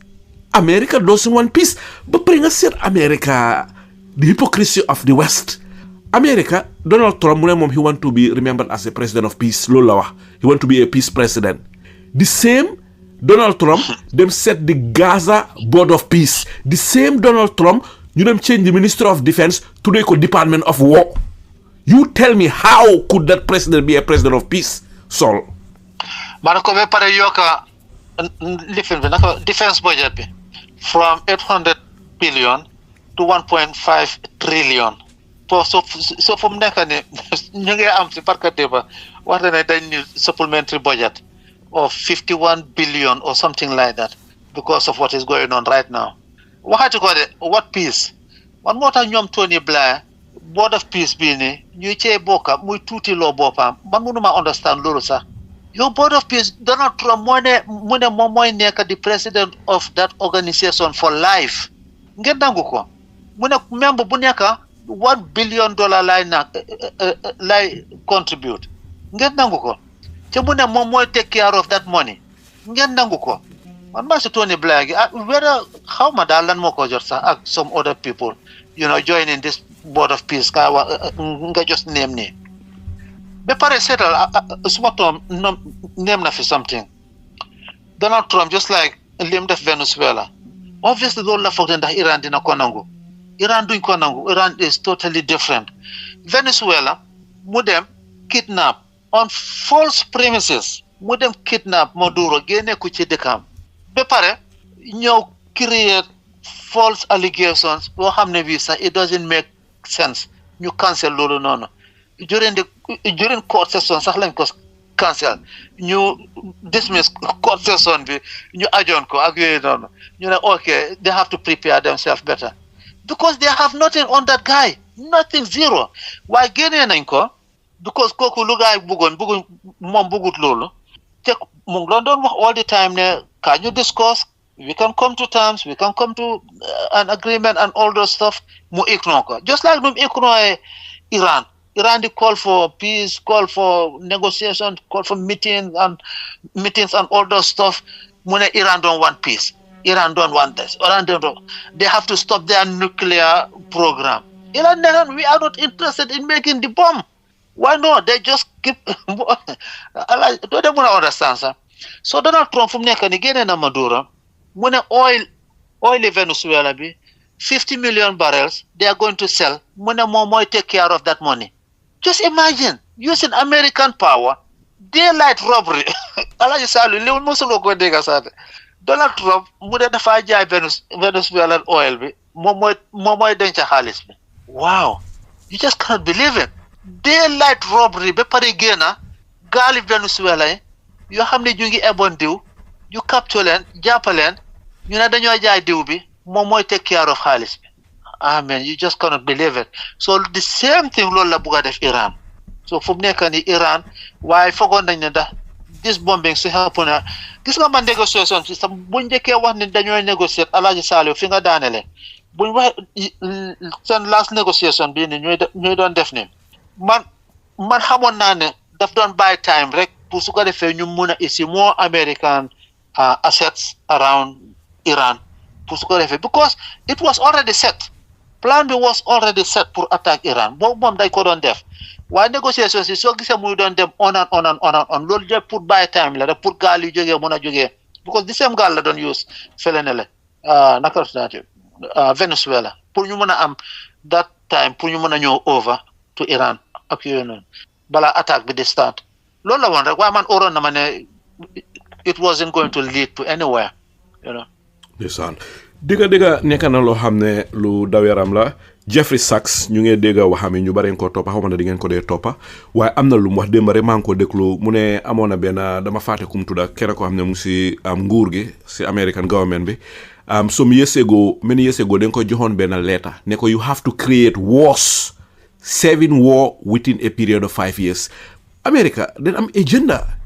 they are thinking in the next 200 years how to rule the world. General Killer one, General Wesley Clark. Wesley Clark. General Wesley Clark. Iran was the last one. Yeah, Iran was the last one. Yeah. Te deka yi yep so len sété yep moy deka yi nga xamné they are against Israeli interest. Zionist exactly Zionist project, you know. Moi Gaddafi, Saddam Hussein, you know, I mean, Syria, you know, Iran, Somalia, something like that, you know. It's just mind-boggling. Dawda yaram fi mu nekk Saul ñu dal di dugg si beneen laajte yi. Saul last week Saturday eew noon suba te fala xare bi dal di tàmbale eew noon suba America Israel dal di manko ñu jël over 200 warplanes dal di invade Iran. Attack Iran dal di rey Seyed Ali Khamenei ba pare dal di bomb place yu bare rey fa 168 xaleel loo xam ne doo ko gis sax ñu bind ko si western media bi waxatuma laa di ko waxtaanee. Exactly. Can you imagine 168 school girls. rey leen doo dégg sax western media bi waxtaanee ko wala ñu bind ko li nekk loo xam ne lu daw yaram la fi mu nekk. li ma la bëgg a laaj go ahead fena rek de léegi ñoom du ñoo wax ne school girls people 168 people so xam nga loolu noonu ñu ngi jéem a lifin ñu ngi jéem a twist the word xam nga suñu waxee ne 168 small girls or primary school the West many people will sympathize so pour ñu neutralize loolu noonu fan yii nii yëpp the past 2 days ñu dee dégg mainstream news bi ko dee wax mooy ne 168 people so people it could be militaries even you know soldiers and all that stuff you know to neutralize you know the world. It's mind-boggling what is going on. Dëgg daw na yaram so foofu laay ñëw so on the 28th of February 1 week today 28th of February 2026 àddina si duñ ko fàtte mukk ñu ne ñu ngi ooyee seen opération bi opération Epic Fury am na sax ñu ko ooyee opération Jeffrey Epstein waaye bu mu si mun a doon ñoom ñu ko ooyee opération Epic Fury mu xala fàttali ñu bari Jeffrey Epstein mi nga xam ne am na ñoo xam ne gisee neen Jeffrey Epstein ne he so evil ba nga xam ne ñu bari gëm nañ ne kii nekkutoon rek 100% nit am na benn islamic scholar bu wax ne sax half jinne half nit la nit te nit ko évolué noonu àddina si musuñ koy gis musuñ koy dégga waaye lu mu si mun a doon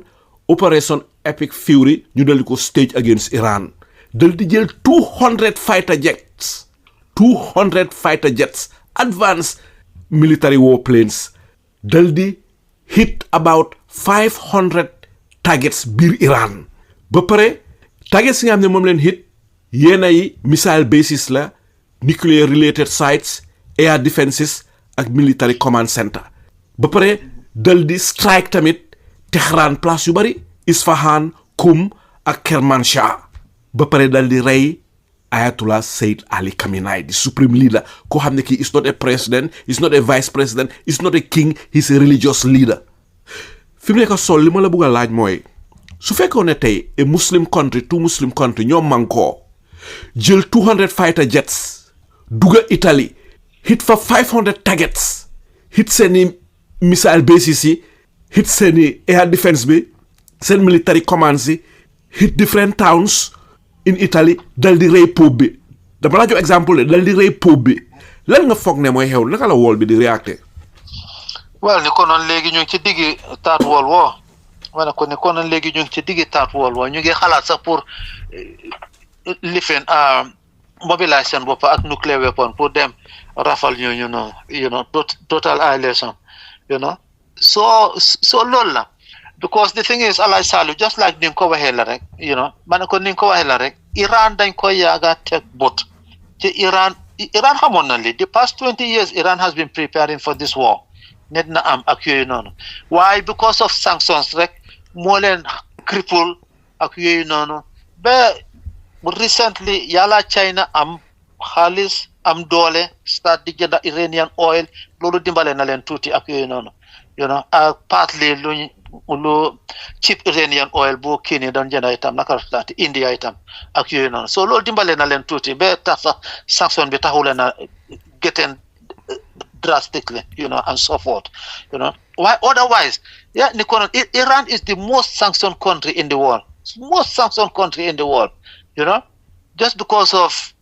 te xam nga ñoom ñoo nekk third biggest oil producing country in the world number 3 oil and gas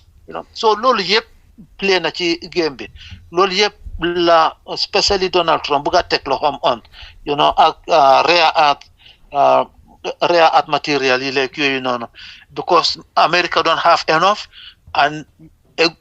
good chunk of their budget actually is military the military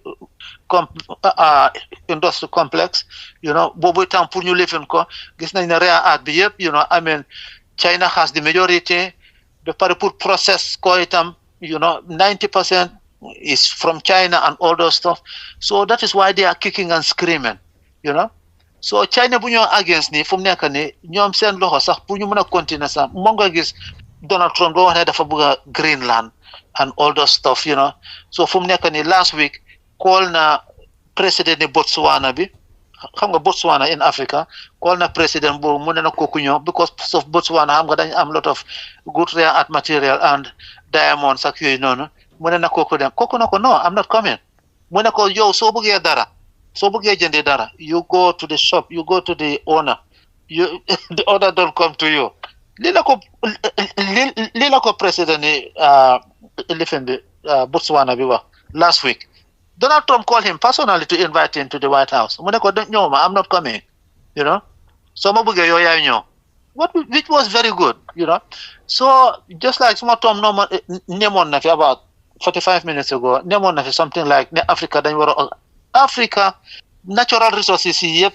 foofu la nekkal soo gisee kicking and screaming lii nii yëpp because lii nii is about natural resources most of them obviously natural resources su dee yëfi Iran bi la Zionist project bi itam bokk na ci why a good chunk of it as we lamented here historically it's a lot about natural resources actually because lu gaay def Iraq moom la gaay bugga def Iran Saddam Hussein after mu invade Kuwait lu mu wax mooy ne nañ leen organise sun boppa because it is unfair oil bi ñoo ko moom ñu ñoo war a set the prices ak all those stuff guy ne no kii we have to take him out kii lu ma bëgg a isi ci Middle East bi duñ ko nangu noonu la ko and they took him out maa ngi fàttali ko Alan Greenspan bindoon na ci bugam bi di Green Book mu ne moom attend na 2 meetings yoo xam ne yi in the 70s ndax 80s in the early mid 80s attend na 2 meetings yoo xam ne ñu ngi plan seet America naka la ñu mën a def to get their hands on the Iraqi oil and they use Saddam Hussein as a fool. He was a fool actually, and they use him, abuse him, and then kill him and get their hands. And from there, the majority of Iraqi oil is going directly to American hands, directly. That is what they have done now in Venezuela. This everything like we got from there in Iran, Why it is going to be different there? Because Iran has been planned, preparing for this for a while now. daw na yaram jërëjëf Saul si yaatal yom solo yooyu fi mu nekk ma dala ñëw si bu Dawda su fekkee ne da nga laajte bi ma laajtoon Saul ma bëgg a xam rek lan moo si sa gis-gis su fekkoon ne ay muslim countries ñaari muslim countries ñoo invade Italie dal di rey Pope bi lan nga foog ne mooy xew si àddina si waaw non alaaji gis nga lu si nekk mooy ne damaa ne su doon ñaari muslim countries du am do you know why mooy dañ war understand ne the àddina history bi yëpp soo gisee imperialist actions yëpp mu ngi jógee from the west and from the eastern Europeans.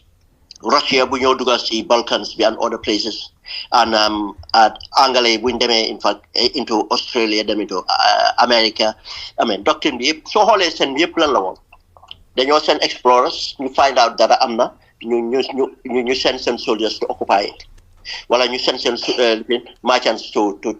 go and trade in it occupy dëkk yu ñoo wax yëpp ne colonize nañ ko trade moo taxoon benefit moo taxoon slavery taxoon isn't it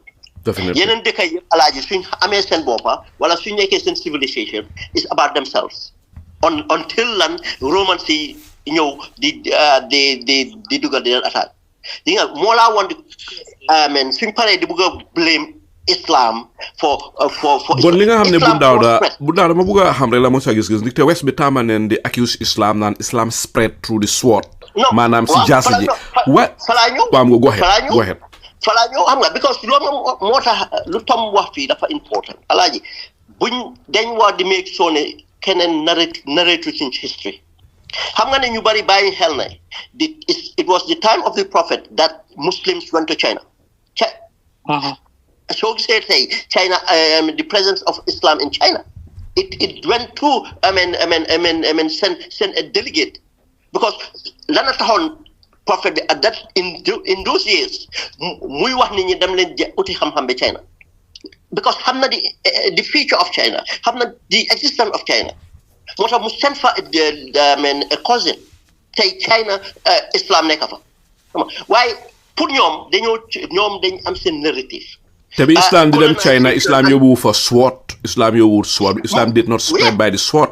or is it non moo tax ma ne la narrative boobu ñun ñoo ko war a dañ ko war a bañ ñoo war a moo tax ñuy wax suñu narrative moo tax seen tey soo déggee wax bi yëpp tey nuñ ko waxee lu xew Iran yëpp nga xool si mainstream media bi lan la ñoo try léegi try nañ pour even jënda the social media platforms control jënda influencers control because of lafa su nit ki waxee sa story rek dan ñoom nuñ ko buggee lañ koo tegee alaaji nga xool situation bi develop ma ne la ni kon du am because this is an imperialist mindset soo gisee Africans yi ñu jàpp Africans yi dañ daf li no it's not an African mindset to conquer moo taxoon soo gisee ñu mun a ñëw few people ñëw conquer ñu because of dañ ñëw with their mindset ñëw divide ñu according to our tribes or whatever it is pour mun a jot si ñun this is why mu happen so Iran continue on without sanctions at deep Iran would have been so progressive maa la wax ne because of the region would have been so progressive waaye ñoom ñoo nekk si Middle East bi di ko jaxase di control for their own survival waaye nag lu xew the new world order bu Trump di indi moo gën a garaaw comme ni ko suma Trump di waxee naka ngay taxawee di wax ne xaalis bi maa koo amee just imagine that mindset mel ni kuy organise osusu léegi blatantly waaye xam nga lu laa woon defense xam nga ne Europe sax ngi reluctant pour bokk si lii UK ñu ngi reluctant to bokk ci li it's unlawful. International law break na ko amuloo UN resolution toppaloo international law because this is not a pre-emptive strike du dëgga Iran planuñ woon pour attaque fenn try nañ pour sell that mënuñ koo sell now gis nga Spain comme nañ out Germany dañoo xëbal rek but because of bañ nañ direct action si Trump yi but imagine suñ condamné something like this Trump génn fa sax and so democracy jëlut government JD Vance toog fa dafa continue because of the same people you control Trump ñoo make sure ñoo suggest JD Vance pour mu take over from him it was even going to be worse now for a country like America nga xam ne suñ doon def dara lu jaarul sax dinañ try mel ni ku ko jaarale si yoon now su nekkee ne ñoom léegi ñu ngi wone ne ñoom leader lañ àddina bi ñu defee ni alaaji what hope do we have in this suñ time léegi ñoom luñ doon blame Russia ñoom loolu lañ dem def Iran isn't it same thing lañ dem def now ñoom this is the world order they trying to establish again this is something for Africans to learn from so pour ñëw to the point bu Dawda su fekkoon ne two Muslim countries ñoo dem invade te li question la rek because of dama bëgg rek pour nit ñi understand another side of li nga xam ne mooy li xew Iran su fekkoon ne ñaari Muslim countries ñoom ñoo déggoo dali invade Italy rey Pope bi naa nga fa ne noonu la West bi ak àddina si di réacté na doon ko Tom waxee na doon nekk world war waaye Mahamad foo ko boo indi sax wan nañ la ne ñoom ñooy def lii keneen du ko def alaaji soo demee si history ñu ngi laa ne the Jews were only protected under an Islamic governance. In Iran, millions of Jews ñu fa sol xam nga loolu. Yes. Wow, xam naa loolu. Manela. They have the largest Jewish population. Dañ dugal affirmative action ba tax dañ am 4 parliamentary members from the Jewish district. Demal North Africa. buñ la na daaxee Spain at Portugal at yëpp fan lañ daw not Africa under Muslim rulers in Jerusalem Palestine si boppam du foofu lañ leen jox protection. In fact Sabun Dawda xam naa li nga fàttaliku ne Morocco mooy the first country bu recognize the state of Israel after buñ ko créé xam nga loolu. Yeah, understand waaw maa ngi wax history of even protection laay wax. Nga dem Tunisia nga dem everywhere else. They were protected. Alaaji demal amen everywhere else. Politique bi malaaw te soo xoolee politique bi most of this radical even Islamic jihadists yi sax maa la ne soo gisee most of them suñ amee certain thing dañ ko def si ñoom because they suñ ko in Islam. Christians are always protected. Dama xool Middle East bi time boobu yëpp moo tax ma ne la du doon am because this is not about religion. It's about an imperialist control mindset la. Léegi this Zionists, the top echelon of the Zionists, amuñ interest in religion de. ñoom world order bi lañ am pour bu ko control. Léegi ñoom dañoo use identity bi of Judaism lañ bëgg a hijack. I mean di use ñoo xam ne fanatics lañ pour ñooñu luñ bëgg a control ko lii moo indi problème moo tax the normal Jews they are against it. Te nga xool narrative bu ñoo def. Lii tam bëgg naa ñu wax ko ni ñu understand xam nga suñ paree wan la 5,000 7,000 8,000 génn ñu ne ñu ngi against government bi uprising am na alaaji dëkk bu am ñaata million the average Iranian is a conservative they support this government te ñu supported government bi sax alaaji ñu am problem ak government bi for human rights and other issues sax alaaji they don't support invasion because they are proud xam nañ ne they are not stupid these people are educated people di nga am nag ñoo xam ne I mean they are just selfish ñuy support Pahlavi they are just selfish but the average living daf laa ne no if we are even to bring about change ñoom gis nañ lu xew yeneen dëkkat xam nañ ne change du ñëw gis nañ lu xew Afghanistan they will abandon you seen interest la ndeysaan duñ ko def dinañ ko portray as I mean a popular movement moo tax ñoom gis nga alaaji moo tax ma ne la yeneen government si yëpp xam nañ ni lii jaaduwut te lii du dem xam nga nekkul ne duñ def lu jaaduwut de waaye su ñoo méttoon su ñoo def lu jaadu sax dañ see yaakaar mu gis ci dara moo tax ñu ne la léegi yow toog nga def rek ne waa génn leen jël dëkk bi foog ne Iran lan la. te bu ndaw man for the first time may gis a head of state talk di create instability publicly di wax ñi ne jóg leen ngeen rise up against seen government. waaw waaye am nga alaaji not am nga te tam ñu ngi create loo xam ne tey assassinate someone else head of state. This is assassination. lii de ñu fi ko introduce lii de bu njëkk ba dañ ko daan def covertly waaye léegi ñu ngi ko def publicly. waaw xam nga lii nag lu mu la woon alaaji mooy ne moo tax ma ne la lii programme bu am solo la ak nit ñi bàyyi ko xel ne world order buy ñëw ñun waruñ see dañ ko war a xeex we should because kii mu ngi create loo xam ne cowboy country lay nekk but yàlla baax na ne ñu ngi proof ne Iran is proving them wrong, and I can tell you this is Lydia backfire for America already.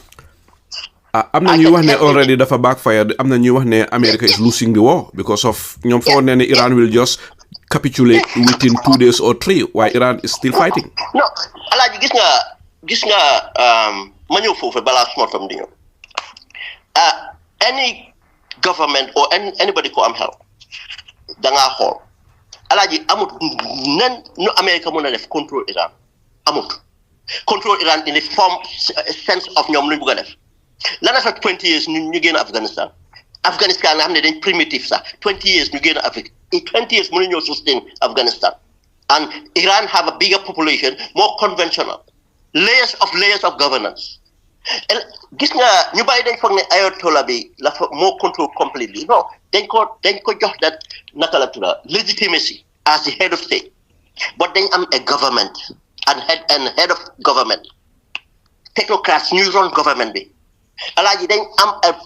naka Ayatollah bi dafa am layers of Islamic clerics ñoo xam ne dañoo you call them there's an internal democracy dañ am constitution dañoo work on a constitution pour determine ni xew these people are not primitive people alaaji réew mi dafa am local governance bu dëgër dañ leen dee elect very competitive dañ am order layers of living ci biir yow da nga foog ne ñooñu di nga ñëw rek teg nit seen kaw ndeysaan how can that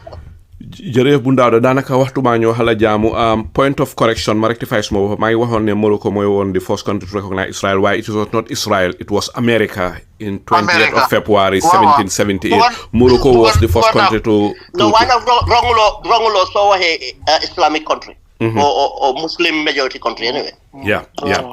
fi mu nekk Saul ñu dal di ñëw si Saul fi mu nekk daanaka waxtu bi jaamu nañu waaye am na ñaari question ñun yoo xam ne bëgg naa ko fee laajte benn bi mooy ñu ngi door di gis loo xam ne lii war naa tiital ñun ñi te lii dafa mel ni muslim yu bari war nañ see bàyyi xel ndik te jullit ñu bari ñu ngi wax ne lii dafa expose some of the hypocrisy of some Muslim countries ndikte bi nga xam ne yi saat rek bi deena jullit ñu bari dem si dëjam bi head of state yu bari muslim yu bari demoon nañ si dëjam bi maa ngi mean muslim head of states Nelson Mandela bi mu réeree muslim Christian head of state ñëpp a dem si dëjam bi Queen Elizabeth bi mu réeree muslim head of states yeeg Christian head of states yi ñëpp a ngi fa woon it is not an issue waaye nag muslim yu bari dañ dee gisee Iran naan duñ jullit am na ñoo xam ne sax ñu ko gisee ne waru na ñaanal sax Ayatollah Ali Khamenei waru na wax sax inna lillahi wa inna ilayhi rajiun waruñ koo ñaanal waaw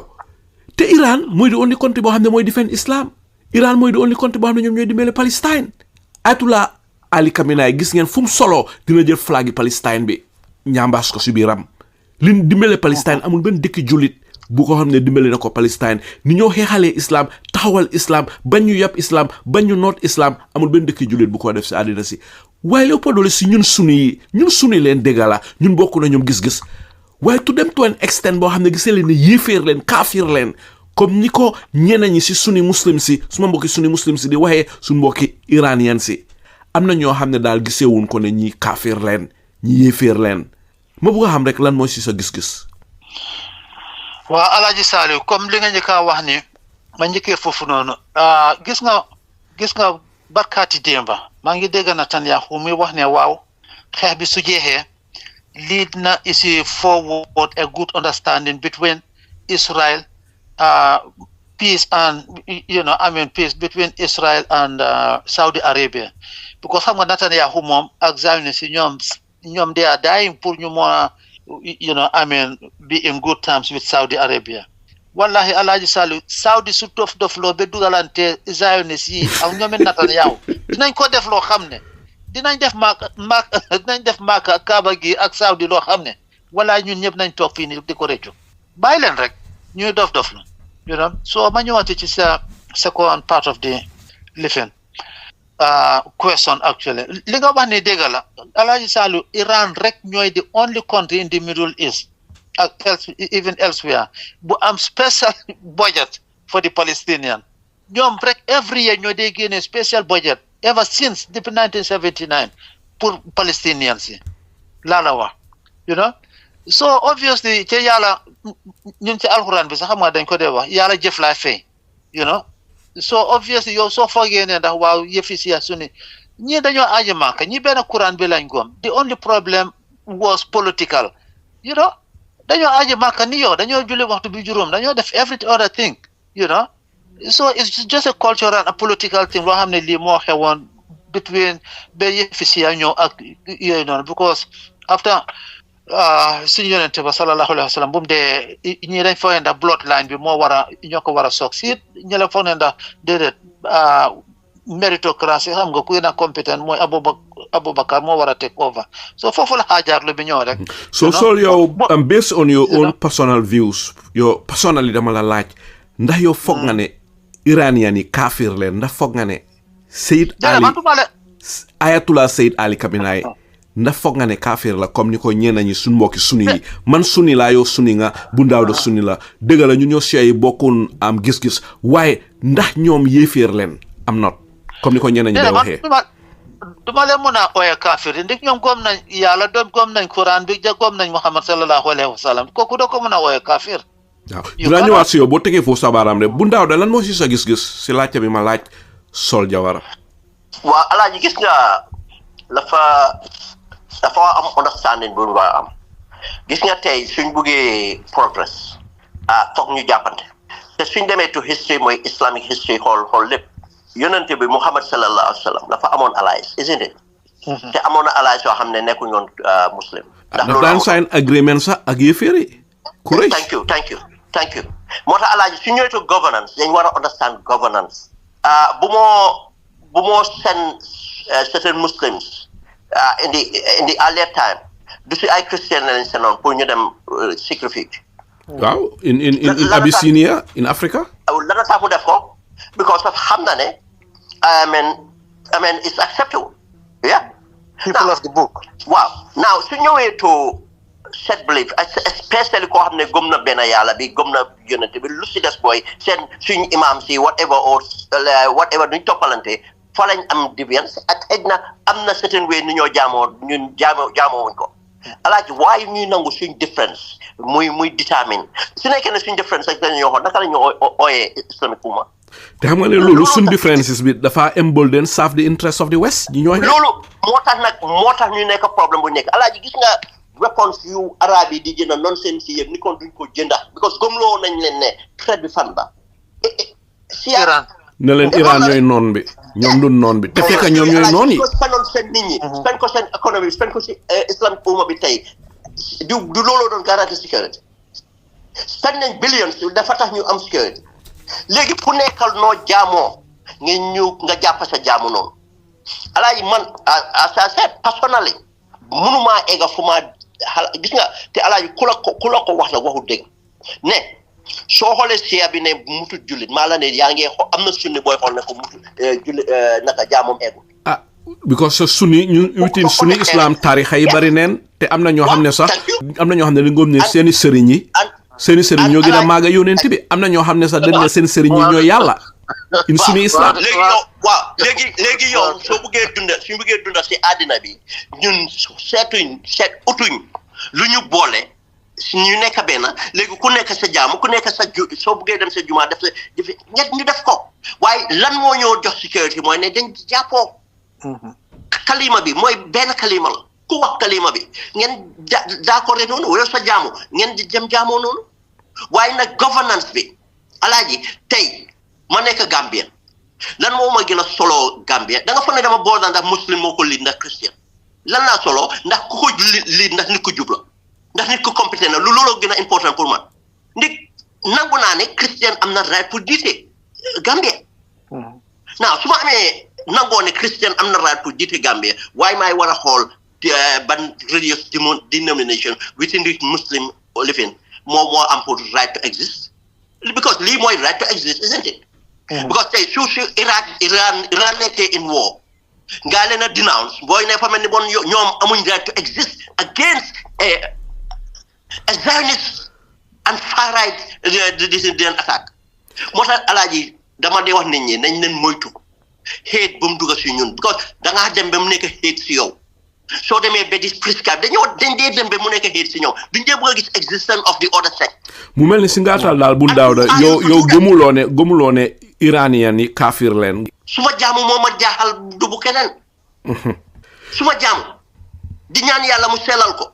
dama jéem muy sella naka laa jógee am audacity fii di xool bu keneen am su nekkee ne sa éefar lañ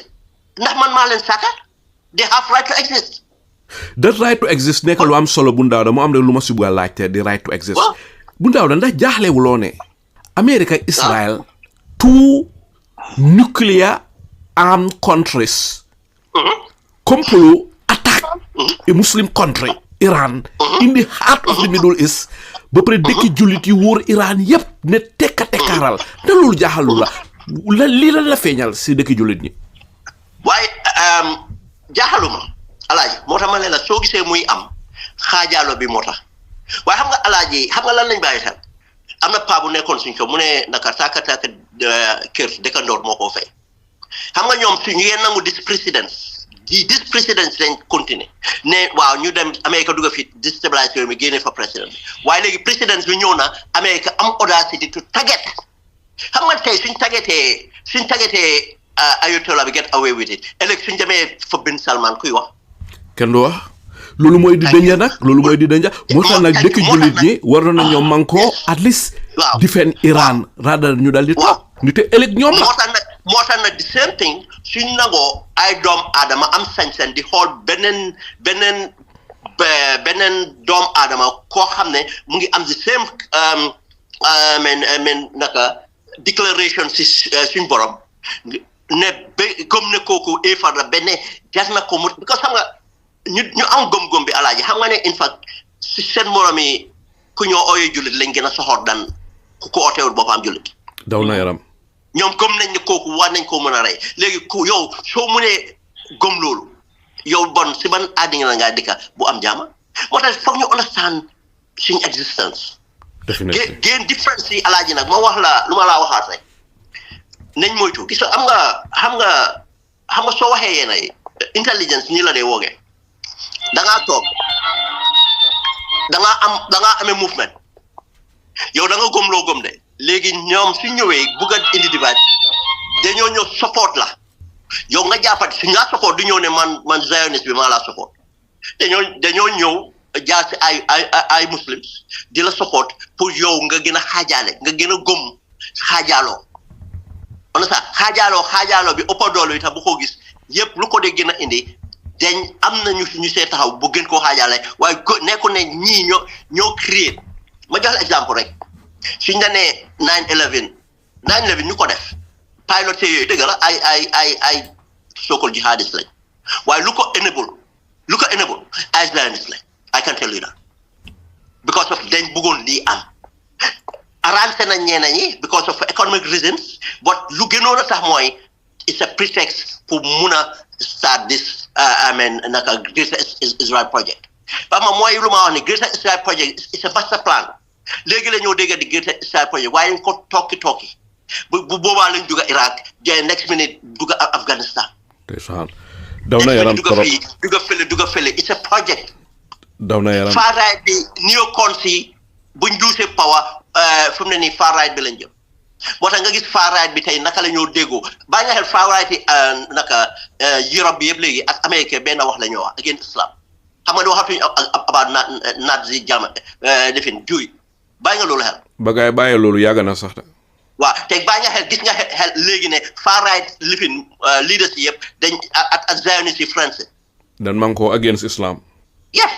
Now Islam yéen ngeen a manko yéen ngeen nekk foofu di ut siyabe sunni. te soo duggee si biir sunni rek nga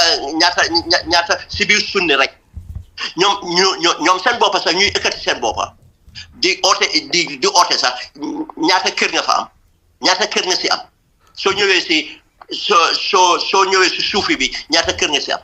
ah. daw na yaram buñ yaara. suñ borom bi wax na ko mu set moom moo mun a aar alaaji su nekkul man ñu toog amul benn corner of this world foo xam ne Islam amul fa présence te amul fa influence foog nga ne loolu nit la fa mun a def. daw na yaram bu daaw waxtu bi jaamu nañu. waaw religion bu ñëw 1400 years ago fekk fi ancient civilization tey kenn waxatul ancient civilization yooyu moo tax we have to be very careful alaaji maa ngi emphasize lii rek nit suñ especially African bi especially Gambian bi because these things are something we have to be very careful of ñun nag ñun already ñu ngi am problème with tribalism we have to deal with that buñ nangu religious sectarianism dugg si ñun governance is about suñ common interest bi Christian bi non-believer yëpp we have to work together na ku nekk jàpp sa diina ku nekk toppatoo sa diina alaaj wax dëgg jërëjëf bu ndaaw de si yaatal boobu leen daanaka waxtu bi jaamu nañu waaye def seen fi benn laajte rek su ko defee xam naa laajte bi mujjee dama ko laaj Saul Jawara rek mujjee si yow itam nga dal di si wax li nga xam ne moo si sa gis-gis su ko defee ñu dal di tëj programme bi waaye leena moom leer na sunni mbépp ku yooyu sa boppa sunni ak siya yi bokkul gis-gis waaye di dem di gisee nit yéeféer nit war naa bàyyi xel ba am si lu wér ak lu set nit nekk na loo xam ne lu doy waar la si ki nga xam ne kii mu ngi wax laa ilaha illa muhammad rasulullah yow nga ne kooku yéeféer la waaye ka nga xam ne dafa toog ne moom gëmut yàlla gëmut yonent bi in fact gëmut benn diina in fact sa gëmut ne alaxira am na yéen ngeen a manko kooku jàppee ñooñu as yow rôle modèle bon war nañoo seetaan suñu islam bu ne Shia islam 300 more than 300 million Shia ñoo nekk si àddina si mu mel ni Ayatollah Seyed Ali Khamenei mooy di leader of more than 300 million people pour America dem rey kooku the only Shia state in the world America Israel manko dem rey kooka leen loola du lu tuuti loola lu garaaw la nit te bul fàtte ne Iran more than 70 million Shia ñoo fa nekk Pakistan Shia yaa ngi fa more than 21 million ñu ngi fa India more than 16 million Iraq more than 22 million Yemen more than 10 million Turkey more than 11 million Azerbaijan more than 7 million, Afghanistan more than 4 million, Syria more than 4 million, and the list go on and on. Even Saudi Arabia sah more than 4 million Shia ñu fa. Nañu ñi bàyyi li xel Lebanon more than 2 million, ba Bahrain sah almost 1 million Shia ñoo fa nekk. They are everywhere in the Arab world, and it's not a problem. Amul problème ñun Sunni fa dëkkal. West bi ñoo nekk di bugg a fuel lii pour ñu am problème ñu ni neen so nen ànda suñu xel bàyyi xel bu nangu West bi ñoo jaxase ñoo yeneen diina yi te ñun amuna ñooñu problème waaw jekkalit Saul Alhaji Saliou ndax dee nga benn Western leader bu condemn rey Ayatollah bi man de déggaaguma ko de loolu la jaaxal na ma loolu la jaaxal na ma amul kenn ko condemn they were happy for it you know apart from West bi Putin moom naxari na ko torop Russia ñoom wane neen seeni stance xam nga ñoom bokkul si West bi waaw exactly so loolu la so Alhaji Saliou ñun ñoo war a Bin Salman nag man kooku def ma de ragal loo moom wallahi the future of our exactly man def ma de ragal loo so barki de moo njaay la Donald Trump demoon Saudi Arabia Bin Salman jël trillions jox ko ñëpp juule dama ñu bàyyi day foog ne moo tax ma ne the highest echelon of Zionism they are not it's not about Judaism it's about supremacy it's Zionist elite dawna yaram de ñu bari na muslim yu bari sun xel dafa tey si Bin Salman te nit gis mu jege ñee America bu yaagul la fi Donald Trump demoon Saudi Arabia gis ngeen trillions si nga xam ne moom la ko gaay pledge in fact Saudi Arabia trillions si gaay invest in America suñ ko génne woon rek na affect American economy bi am na ñu wax ne sax America mun na faa jógee collapse dal di daanu ba mu mel ni ñoom ñoo gën a promote the American hegemony and the American domination gis nga nag moo tax xeex bii ni is very important and there is a positive side on it man li ma ko gisee mooy ne guy Iran jàppa nañ di Strait of Hormuz gis nga oil prices démba ak tey rek oil prices naka la eegee stock market baa ngi crash you can see physically what is happening fu mu nekk nii guy fire nañ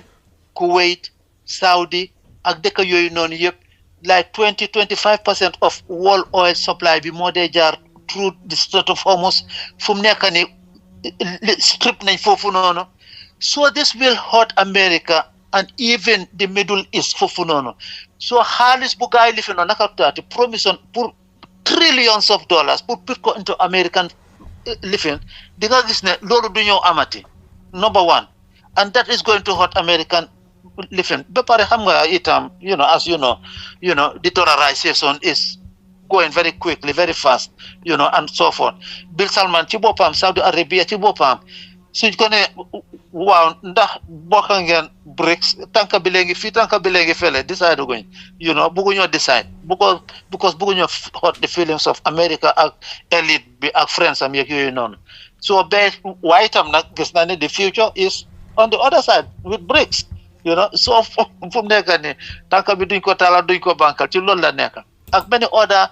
Arab countries so di nga gis ne the flow of oil fu mu nekk nii gis nañ oil prices yi man loolu tax last week ci dimanche bi laa dem sax the full tank di xam naa ne lundi bi it was going to happen prices were going to go up and all that stuff and exactly that was what happened in America fuel prices yokku na barka démba 25 cents foofu noonu Donald Trump dina fa am a political pressure boo xam ne bi du ko mën a handle it is going to be a crisis in America because of this thing and so forth and so forth why moom because of Netanyahu and the Zionists influence seen hand is so powerful so strong mënu ko deny Donald Trump ci boppam Alhaji Salih Donald Trump ak Tom Alhaji Salih kenn naka taat Donald Trump ci boppam daf daan toog before mu nekk président di wax ne non Zionist nii Israel lu ñooy def America is not fair is not good is not this why should we here like only to Israel ak bla bla yii yëpp daf ko daan wax waaye mu ñëw to power rek foog na fàtte na totally everything jërëjëf Saul fi mu nekk Saul ñu dal di ñëw si laajte bi mujjee daanaka waxtu bi jaamu nañu ñu dal di ñëw si laajte bi mujjee Saul laajte bi mujjee mooy ñu ngi door di gis loo xam ne war naa jaaxal àddina si war naa tiital nit ñi te ragallu na mooy ne soldaar yi américain yi nga xam ne ñoom ñooy dem di bomb Iran ñu ngi leen a góomloo ne leen Donald Trump is anointed by Jesus Christ ba pare lii c'est holy war fu njaa start Armageddon the battle of Armageddon the great war pour Jesus mun a ñëw te lii dafa nekk idéologie boo xam ne idéologie bu dangerous la so ma bëgg laa laaj rek yow lan moo si sa gis-gis waaw lii mooy gis nga it's like the pot calling the kettle black nuñ ko dee waxee ci anglais ñoom soo waxee ñu ne waaw jihad soo waxee the name jihad rek ñoom ñu ne waaw a religious a holy war and blah blah what are they doing this is even worse because ñoom they believe in what is written in the Bible soo gisee Zionists living in evangelical Christians over 80 million supported Donald Trump this is why exactly because they believe in Israel. It is written in the Bible, so support Israel, you'll be blessed. You'll be blessed. And they believe in these things. And unfortunately, some Christians don't want to say that. Because the Bible has been corrupted. It's been tampered with. So this is not the word of God. ñoom nag ñu ngi jàpp 100% ne yàlla moo wax lii ci Bible bi no and they believe in it so lii mooy the scary thing just as you express it recently now jërëjëf Saul fi mu nekk man dal di ñëw si Bun Dawda this dangerous ideology am nañu ko gisee dangerous ideology bi nga xam ne moom la ñoo pump into the mind of the young American soldiers fighting against Iran di leen gëmloo ne Jesus Christ mooy ki anoint Donald Trump man li ma jaaxal mooy Donald Trump am ñu bari mënu na xam si ban diina la bokka te Jesus Christ ma nga xam ne ba mu fi jógee léegi is more than 1000 years naka la kooku mu ne ñëw anoin Donald Trump man jaaxal na ma ñen ñoo ko gëmloo Donald Trump just a while ago mu ngi génn a wax mu ne moom gëmut ne dina ko make to heaven gëmut ne dina dugg aljanna yow nit koo xam ne ki gëmut ne dina dugg aljanna bon kooku mu laa wane la gëmut yàlla so kooku naka la ko Jesus di mun a anointé lan moo si sa gis-gis si idéologie bi nii no alaaji loo wax la amen gis nga mooy lu ma doon isi gis nga ñu ngi use religion pour advance seen objectives soo ko bàyyee xel moo tax ma ne la si highest excellence gëmuñ yàlla sax amen Zionist fi kaw gëmuñ yàlla they are not part of subscribing to Judaism but they don't use Judaism for this léegi Christian right bi tam the same way la ñoo use the Christian right most of the senior clergy of this Christian right is about wealth power la influence la understand because of képp benn Christian naka right fi du hold Trump never represent anything Christian amul anything represent Christian amul I mean he is less Christian than anybody else but ñoom power bi lañ gis and Trump mu ngi represent luñ bugga and the Zionist tam mu ngi use evangelical Christianity I mean part of their project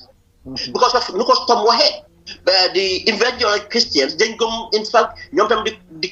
just as ñu gëmee the coming of Isa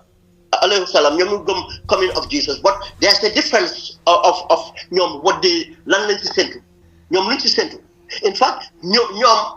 ñoo gën a jegeñante sax suñ gis-gis ci mbiri Isa the only difference rek mooy ne ñu gëmuñ ne moom yàlla la but in fact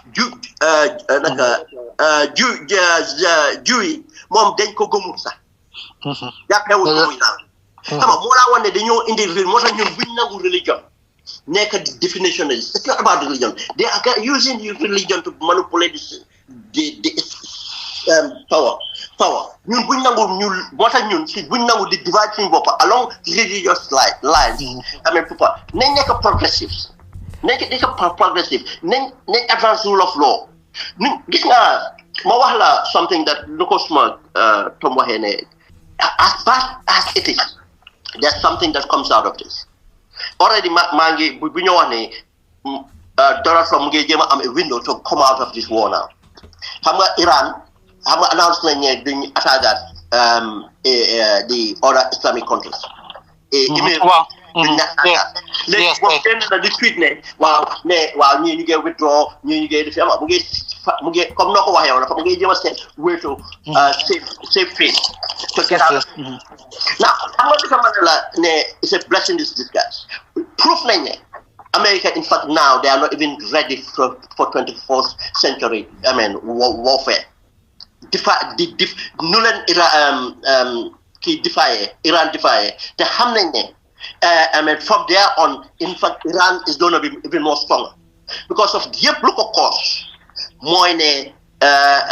Donald Trump because of the corruption am bi ak greed am bi ak influence Zionist yi tax na ba Iranian si tax seen boppa xam fuñ toll but again dafa tax be the vulnerability boobu Arab nations yi tam gis nañ ko I can tell you now they are going to think about this because for them to recover economically the stability at yëpp nañ xalaataat ne we have to be very careful su nekkee ne yàlla jàppale na leen ne our relationship with Iran we have to think about it again our relationship with America we have to think about it again waaye ne pour ne indi nañ fi ay defense systems nañu mën a protect this defense systems yi are outdated mënuñ ñoo protect li yëpp jàngit la te beneen jàngit bi tam mooy ne world economy bi and position si America is so undermined from ne I mean the China would benefit from this and China then get a position as world leader and America is going down so Americans see change from midterm punishing ko elections yi ñëw ñu génnee lifin ni America is going to lose it they're going to lose it completely ndeysaan jërëjëf bu ndaw la fi nekk waxtaan bi jeex na soo dama amee ku nekk benn 1 minute rek yéen ñaar su ko fee ngeen joxe seen closing statement waaye ma bëgg a xamal suñu déglukat yi rek ne ñun soo gisee ñu def waxtaan bi we are not against Israel we are not against America we are not against Iran ñun against suñ kenn waaye mbépp foo xam ne fii gis ne li fay xew du dëgga di leen ñëw wax ne li du dëgga mbépp foo xam ne fii gis neen ne la fay xew dëgg la di leen ñëw wax ne dëgg la nite suñ right la pour ñu influence public opinion waaye booy influence public opinion na nga ko influence in a way boo xam ne di nga xamal ñi lan mooy dëgga xamal leen tamit li nga xam ne du dëgga nite lu du dëgga te lii dëgga la soo xamal nit ñi li du dëgga ñu mun koo xam xamal ñi li nga xam ne mooy dëgga ñu mun koo xam nekk na lu am solo ndikte west bi lu bari den ko dee gëmloo àddina si te méngoowuta di réalité démocratie bi noo dem di ko preach around the world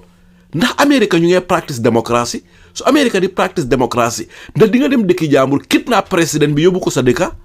ndax di nga toog dem rey a head of state a religious leader boo xam ne is the leader of more than 300 million people around the world he's not the president of Iran Seyed Ali Khamenei nekko the president of Iran ñun ñi nga xam ne Gambian leen surtout africain yi Sénégambian yi pour ñu xam li nga xam ne mooy dëgga nit am na loo xam ne maa ngi ko dégg xaw ma ndax dëgga la ñu ne président Sénégal président Bassirou Diomaye Faye daf doon condamné li Iran attaque Saudi Arabia xaw ma na dëgga la waaye dégg naa ko soo sol dëgg la alaaji boo tax ma ne la ne Diomaye have been lost mu mel ni Diomaye daal is compromised fi mu nekk he's gone that kid is gone he's just ndeysaan daw na yaram waaw fi mu nekk man daal di ñëw si Saul ñu daal di la mee rek lan mooy sa closing statement Saul fan ngaa tëjee waxtaan bi déedéet suma toom laa réew nii wala mu ne that kid is gone ma ne ko bela Sénégalais jàpp nga collé seen président bi that kid obviously he is totally compromised xam nga loolu la jotee kii ne naka Sonko ak waaw Saul nga jël 1 minute ana fan ngaa tëjee waxtaan bi waaw xam nga man Alaaji Saliou woo bii ne baax na because itam dina ubbi boti ñu bari waaye itam nag bente itam man li ma ci ragal mooy ne countries yi ni Iran ñëw bom moo tax baax na trop seen président bi Masoud Pezeshkian actually génn si tey ci suba si baalu aha bom buñ leen def ak yooyu noonu waaye ñu ne ñoom seen fi woon defee wuñ ko woon dara other than pour bom America nga xam ne dañ leen ñëw attack so they were defending themselves and these were American assets in their countries so dañ war a understand ak yooyu noonu a very nice speech actually very peaceful speech comme li nga wax rek Iran moom all the time foo leen fekk rek they are the adult in the room actually so I hope rek ne xeex bu mu xew diggante Muslim countries yi ak Iran kon xay am ndig Donald Trump fele laa taxaw Netanyahu taxaw fele ñu fool seen loxoy nag di seetaan seen di reyante loolu moom yàlla bu mu am rek number one ba pare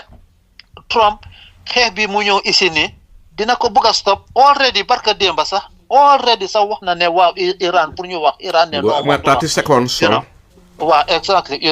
so lii nii na ñëw teach America ak Trump a lesson nañ ko bëgg a stop duñ ko mën a stop ak their death ak yooyu noonu yëpp man predict naa sax ne this year surtout civil war dina am America because of economic crisis bu ñoo facing ak yooyu noonu so Alaaji Saliou waxtaan bi neex na trop ak suma toom ak ñu doon déglu ñëpp maa ngi leen di gërëm di leen sant beñ gisee waat next time wasalaam jërëjëf Saul ñu ngi lay gërëm di la sant si sa waxtu lépp loo xam ne séedoo nga ko askan bi xam naa ne waxtaan bi moom mu ne neen fee nekk another 6 hours sax di waxtaan te du jeex waaye fu ñu jaare am partout another time Saul ne la fi indiwaat yow yaa sa tooma di Souleymane Bun Dawda fi mu nekk ma dal li mujjee si Bun Dawda ana fan nga tëjee waxtaan bi jërëjëf Alaaji fu tëjee waxtaan rek ne contradictoire ma loo wax waaye man am against Israel as a nation as a government I am against America as a nation, as a government, for what they have represent. I'm not against the people of Israel. I'm not against the Jew. I'm not against Americans. Why? Luta ñuy mota mabuga, especially Gambian bi, ñu bàyyi suñu xel. Sectarianism ñu moytu ko. Nañ leen xool the bigger picture. This is about world order or the lack of world order. This is about international law. This is about governance. Nii nañ ko war a xoolee. Suñ differences ñu seet nuñ ko setulay. Te Alaaji we have to learn from this. Àddina bi fu mu ne nii Western countries yi amatuñ di leadership ñoo xam ne pour def lu bon sax mënatuñ ko. Countries xoolal Trump xoolal UK maay wax xoolal the opposition if UK how poor it is. Africa si boppam dañ war a understand bon we have it in us to elect good leaders. ñu door di mën a change trajectory bu Africa duñ toog di blame suñ maam yi naka lañ toogee woon ñu nangu slavery nonsense waaye suñ tey ñun lan lañ def Iran we like them or not we support Iran not let them support Shia or anything else why dama leen support as a sovereign nation they support their right not them support Ayatollah bi or anything bad he does but seen sovereignty dañ ko respect dañ war duñ mën a toog di assassinate head of state duñ mën a toog di pick head of state like that who kan mooy without authority it's not a United Nations resolution to do that but leave world order dañ ko war a understand accept ko loolu la and waxtaan bi lu gën a sax ñu waxtaan ko rek pour gën a understand àddina bi nu moo demee suñ understand àddina bi woon suñ réew yi duñ ko understand nu demee te Afrique nu moo demee war nañ koo xam alaaji jërëjëf Bun Dawda si jàngat yu am solo yi nga xam ne moom nga fi joxe waaye di lay gërëmati si sa waxtu mbokk yi tey ñoo leen fi amaloon ñaari Suleymaan yi di Suleymaan Ben Suare ak Suleymaan Jawara pour ñu waxtaan li nga xam ne mooy xew si àddina si te liy xew si àddina si nag nit ku nekk war na si am interest nit ku nekk war naa xam li nga xam ne mooy xew si àddina si ñaaka xam li nga xam ne mooy xew si àddina si mooy waral tey Afrique ñuy tànn président yoo xam ne xamul àddina si ni muy demee ba tax yenn dëkk yi nekk si àddina si dëkk yu mag yi mun nañoo ñëw contrôle leen su ko defee instead ñu saaf seen interest si nit ñi nga xam ne ñoo leen elect ñuy saaf interest si foreigners si moo tax xam li xew si àddina si am na solo lool li mooy li waral ñu def waxtaan bi defuñ ko ndaxte dañuy faral dëkk bi wala dañ xéet dëkk bi rek waaye dañ def waxtaan bi pour indil leen dëgg ji indil leen dëkk bu ne li muy def si lu correct li muy def si lu wrong su ko defee at the end of the day da leen a bàyyee waxtaan ji mu dal di continuer daw seen xel yéen a ate waxtaan ji waaye nag dëkk yi nga xam ne ñoom ñooy wër àddina si di teach di jàngal àddina si di lecture nit ñi about démocratie liñ gis mooy ne ñoom practice suñ démocratie ana lan nañuy practice ñoom ñoo xam ne ñu practice waaye lépp loo xam ne lii moom la ñuy practice rek moom la ñu practice ba mu des démocratie ba pare li nga xam ne moom la Israël di def si àddina si di rey palestiniens yi libanais yi syriens yi benn dëkk Israël di xeexal lu tolloog juróom-ñaari muslim countries benn dëkk bu ndaw loolu imagine su doon dëkki muslim bu ndaw mooy def lii lan mooy xew si àddina si lii tamit nekk na loo xam ne Gambien mu ne war naa xalaat ndax lii jaadu naam déet ba pare suñ toogee ba gis ñaari dëkk nuclear arm countries gànnaayoo ay nuclear weapons man koo dem attaque a muslim country rey koo xam ne is a religious leader bon war nañoo laaj suñu boppa su fekkoon ne ñaari muslim countries ñoom ñoo man koo dem dugga Italie dal di rey pop bi naka la àddina si di réacté waxuma ne nag muslim countries si dañ war a def loolu damaa joxe exemple pour wan leen ne leen am na yenn jëfin yoo xam ne kenn waru koo nangu Israël munu fee nekka di undermine muslim countries si munu fee nekka di wan àddina si ne ñoom den am lu ñoo ooyee di Greater Israeli Project mooy dëkki jullit ñi ñu compi li ëppa si dëkki jullit ñëpp yokk ko si Israël pour Israël dal di ëppa dëkk yi nekk si dëkki jullit ñi yëpp loolu xel munu koo nangu dëkk boo xam ne 100 years ago existe leen Palestine moom la ñun ñi xamoon ngeen ñooñu yaatal leen tey ngeen ne ñooñu ngeen a évict pour génne leen seeni dëkk teew yaa mujjee ñëw suñu waxee ngeen ne yàlla moo leen dikk réew mooma leen te yéen judaïsme bi ngeen a practice dafa utee judaïsme bi nga xam ne moom la yonent yàlla Moussa indi am na ñu wax ne sax yéen doo leen yaxut li nekk na loo xam ne lu doy waar la pour jaama dal di am ala foog rek west bi dal di toog waxtaan ak Iran ak dëkk jullit ñi su fekkee ne west bi they are serious for a genuine peace na gaay negotiate it is true negotiation jaama mun a am but not through bombs and death and destruction loolu benn xel mënu ko nangu sunu african dictators yi nga xam ne ñoo nekk Africa ak sunu président yi nga xam ne jàngul neen bàyyi seeni xel bu nangu benn dëkk ñëw contrôle leen at the expense of seen nit ñi ñu serve interest foreigners yi rather than the interest of the people su ko defee dëkk yow di exploit su natural resources yi di ko yóbbu si seen i dëkk ñun ñu dëkkee torox tànge ñoom ñuy bànneexu ñun ñu dëkk si jahannama si kaw suuf ñoom ñu dëkk aljana si kaw suuf waruñ koo nangu waaye leena leer na America rey neen Seyed Ali Khamenei di supreme leader of Iran America ak Iran rey neen ko lii nekk na loo xam ne warutoon a am ne ko lu jaadu dafa rong ñu ngay jaale suñ Iranian brothers and sisters yi ñu ngi leen a jaalee Ayatollah Seyed Ali Khamenei te ñi nga xam ne ñoo def this crime history du leen mus di fàtte te kenn waruta believe ne lii is correct lii is wrong su fekkoon ne sax den dem rey koo xam ne kii gëmut yàlla sax dem fekk ko fa rey ko si anam gi loolu correctut su boobaa tamit dañoo toog against ko loo xam ne li rightut li right nañ ko support li wrong nañ ko against mbokk yi te day fi la waxtaan di dal di am fi nga du def lu dut ëmbal lépp loo xam ne bu Dawda waxtaanee na ko fi ak lépp loo xam ne Mr Saul Jawara waxtaanee na ko fi dal leen ko jébal bàyyi waxtaan ñi mu continuer daw si seeni xel yéen Gambien yi yéen àtte lépp loo xam ne déggee ngeen ko fii di leen gërëm di leen sant si déglu bi teyal na yàlla wàccee jàmma si àddina si ak si Middle East bi seeni mbokka Saliou Njie salaamu aleykum wa rahmatullah wa barakaatu waaxiru daawaana an alhamdulillahi rabbil alamin